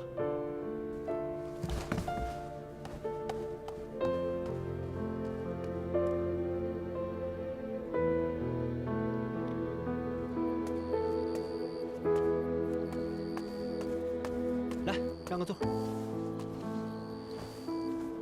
唉，人家历尽千辛万苦才团聚，你们这么做，是不是有些过分啊？傻书生在风之沙城，在黑风寨，那都是我们姐妹以命相护的呀。你说这个女人这么有心机，谁知道她为傻书生挡那一剑是真心，还是别有用意啊？我这是在考验她。当真是考验？之前还说相信人家，面对现实，心里还是难受了吧？是，但是只要他能忍我3天，他对狄仁杰就算是真心，那以后不管什么，我都心甘情愿的受着。女人的考验，还真是难以琢磨。你呢？